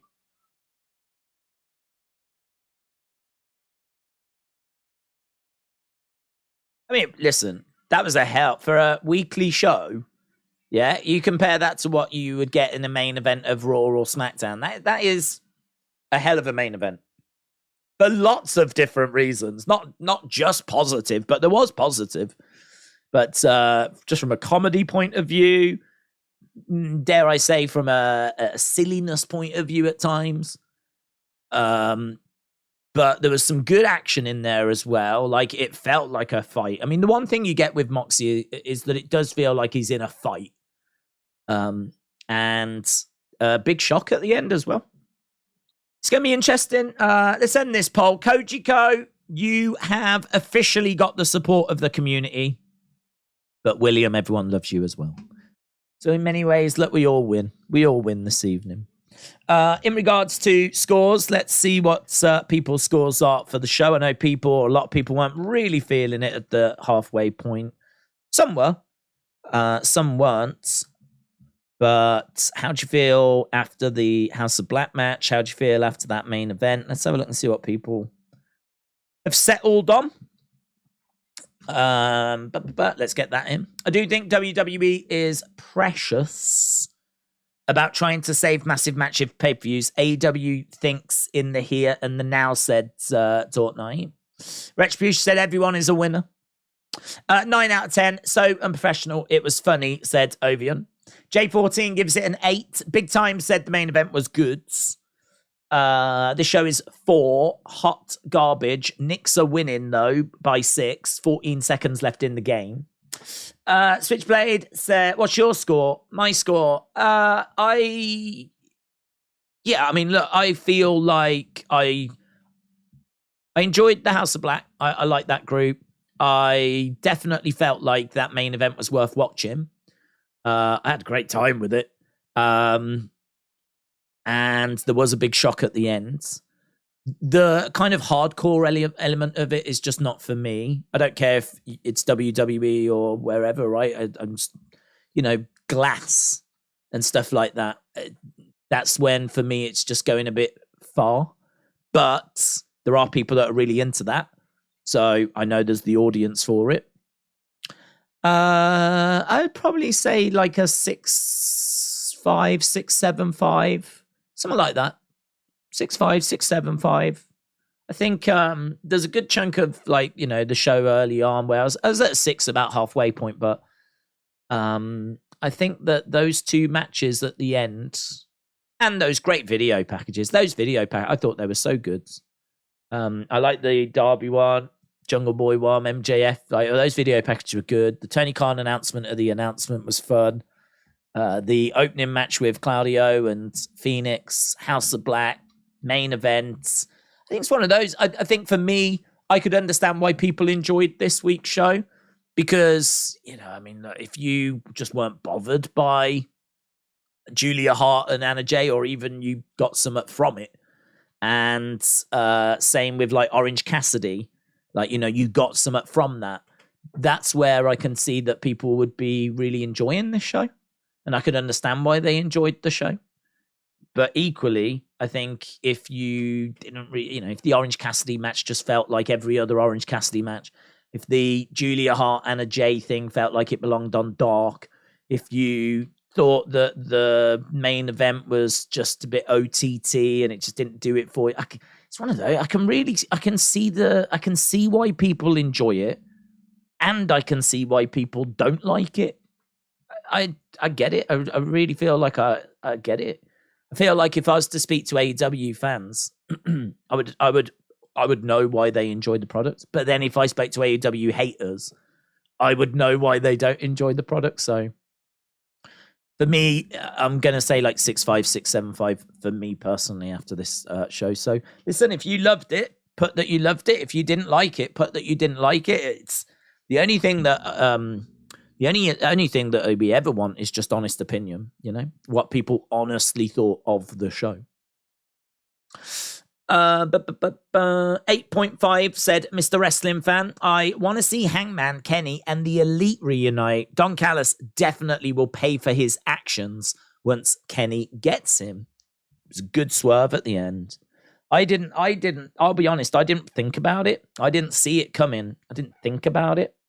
I didn't think about Don moving away from Kenny. I suppose if I had thought about it, my next question would have been, well, where's he going to go? Like, if he's not going to be with Kenny, who's he going to be with?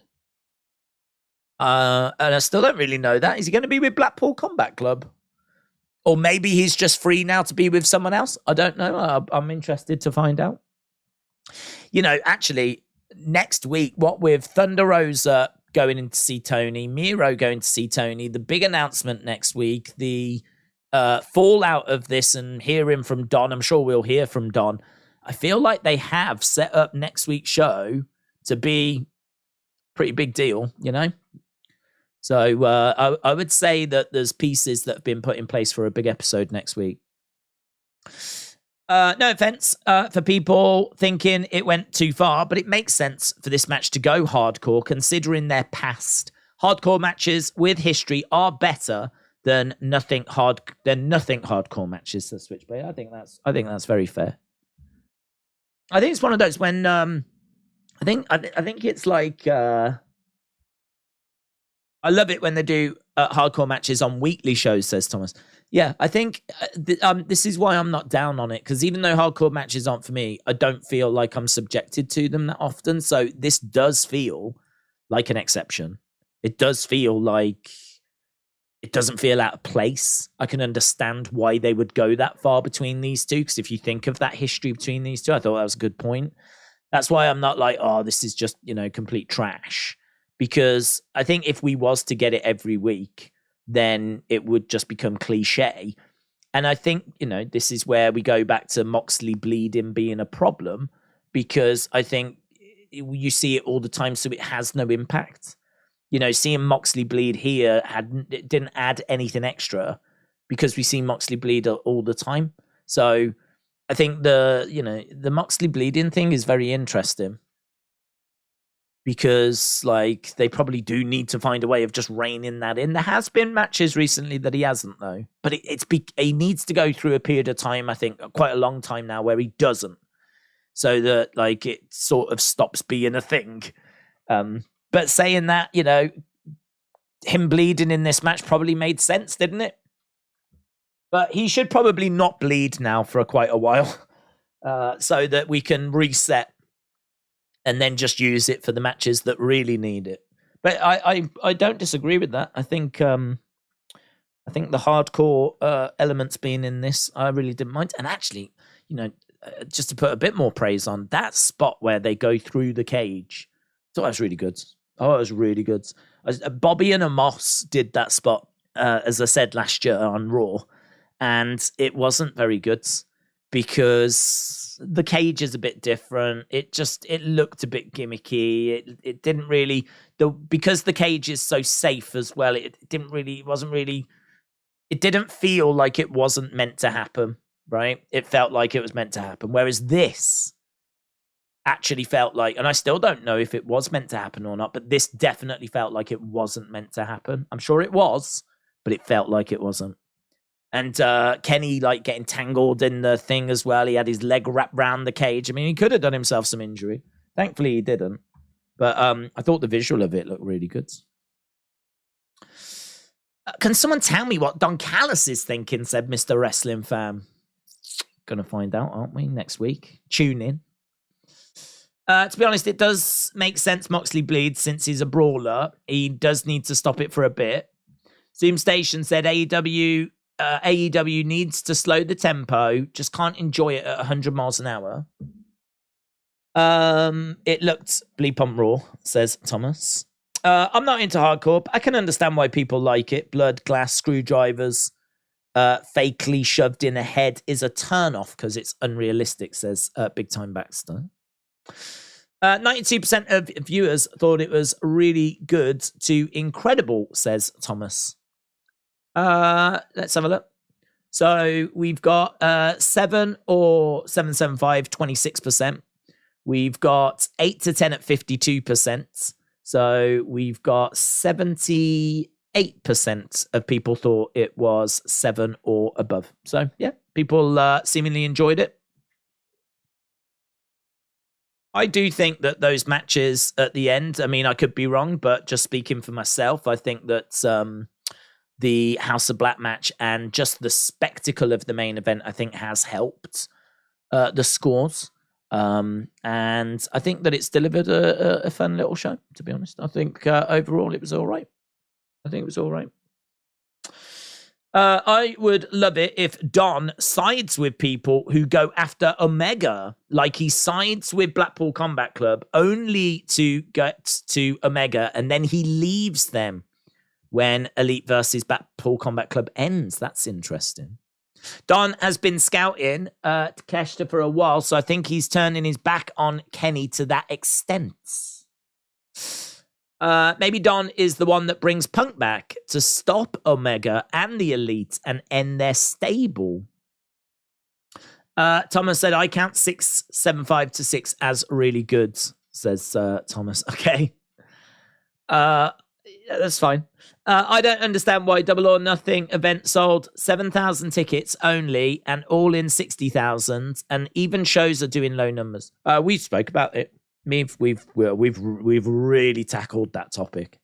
I think we kind of got to quite a good place with it. I think there's a lot of factors at play in regards to Wembley Stadium. I mean, I think booking a stadium is a signal of intent. I think if you book a stadium, and you call it, all in, all out, all in, whatever it is, you are saying that, this is a big deal. We're really going for this. We're going to pull out all the stops. So as a fan, I think your brain can start speculating about who we're going to see, what's going to happen, what's going to go down, who's going to be there. And I think that all of a sudden then it takes a bit of a life on of its own. Add in the fact this is the first time they're coming over to Europe, let alone England, but Europe, and all the fans they've got across Europe, and who knows when they'll be next back. I mean, they might only come over once a year to Europe. Maybe they'll do more. If they do more, then I think they will start to struggle to obviously do numbers like this. I think we can all agree this number is an exception. I think you'll struggle to do this number a second time unless the first time is a big success and then you book the next one for a year after.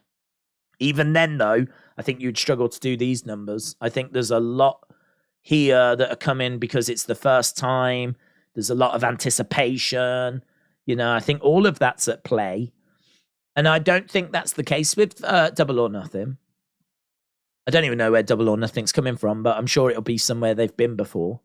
And it's not a stadium. I don't think they're making this out to be a historic show. I'm sure they will say it is, whatever. But I mean, we've seen plenty of AEW pay-per-views. So this is just another of those pay-per-views, right? But this is not just another Wembley show. This is the Wembley show. And, for those kind of reasons, I think that's why we're seeing a big, big difference in the ticket sales. And also why the TV show, has been a bit stagnant, a bit flat. I don't know I don't know.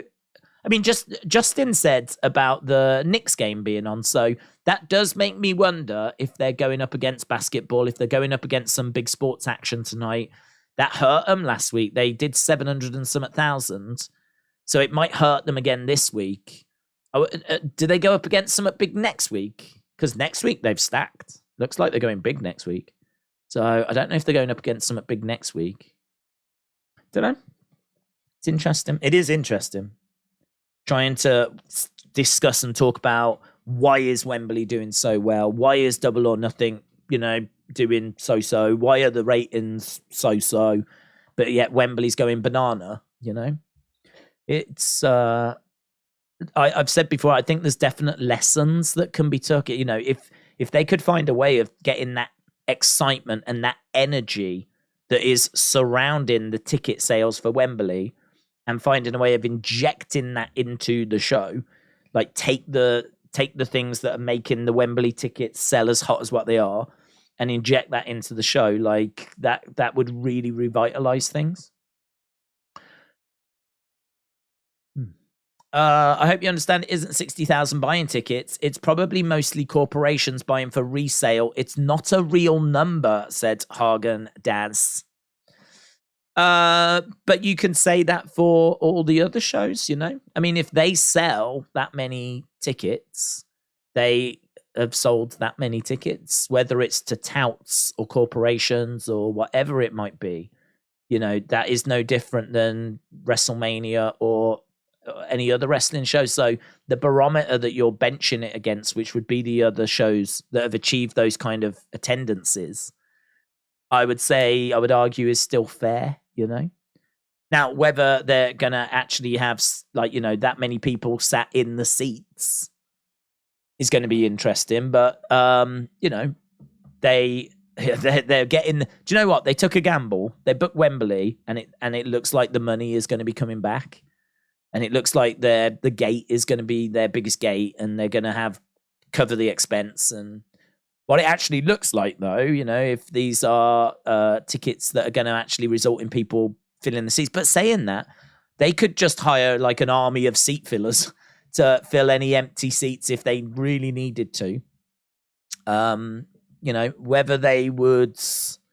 Whether they would look to do that, I don't know. But you do get seat fillers, of course. We have seen that. We see that quite a lot. So I wouldn't be surprised if there were seat fillers for any kind of key seats. I don't think they'd do it for the flipping stadium, but I think they would do it. They would get some to fill any kind of key positions that need filling. But I think it's going to look good. I think they'll make it look good. And I think it will look good. I can't really see any difference between AEW selling 60,000 at Wembley and WWE selling 60,000 WrestleMania tickets. NXT faced NBA. They did over 600,000. The best key demo for a regular night. Monday Night Football gives Raw a beating. Can AEW not handle that? Don't know. We'll find out. AEW is still a young promotion compared to others. It will have its ups and downs. For AEW, after 4 years, to get that amount of people in the stadium is pretty wild. I agree. I've been a seat filler for Raw, said Hug. Have you? Have you? That's cool. I feel like we need to have a conversation about that. That's cool. we're not going to have that conversation now because we are actually at the end of the stream. Maggie said, I'd sit on Roman's seat. I know you would, amongst other things. Not my words. Right, here we go. 8 to 10, 52%. 7 to 775, 25%. 6 to 675, 14%. And 575 or below, 7%. Boom. Days, I'm seeing that TikTok with the giant belly dancing everywhere. He's great, isn't he? Yeah, I like him. All Access makes you want to keep watching it to the end, said Bryson. AEW tries to cater for the ECW fan base. Don't we all, James? Don't we all? It's what we try to do here during these live streams as well. We try to cater to that ECW fan base, but we fail spectacularly. And talking of failing, we are coming to the end of the stream. We are going to shut this party down. Appreciate the support as always. We will be back on Friday with SmackDown. Saturday, we are doing KSI Misfits against Joe Fournier. I actually haven't seen loads about that fight. Normally there's a real buzz, and I'm sure there is a buzz. I just haven't really seen much of a buzz. So I feel like maybe I've been a little out of the loop on that because we've had some big streams recently. So I need to go off and do research for that. So that's what my next 24 hours are going to look like. Setting streams up, doing research and everything. But a couple of big streams coming up. And of course, looks like next week's AEW is going to be quite interesting. So thanks for watching. Appreciate the support as always. And I will see you again next time.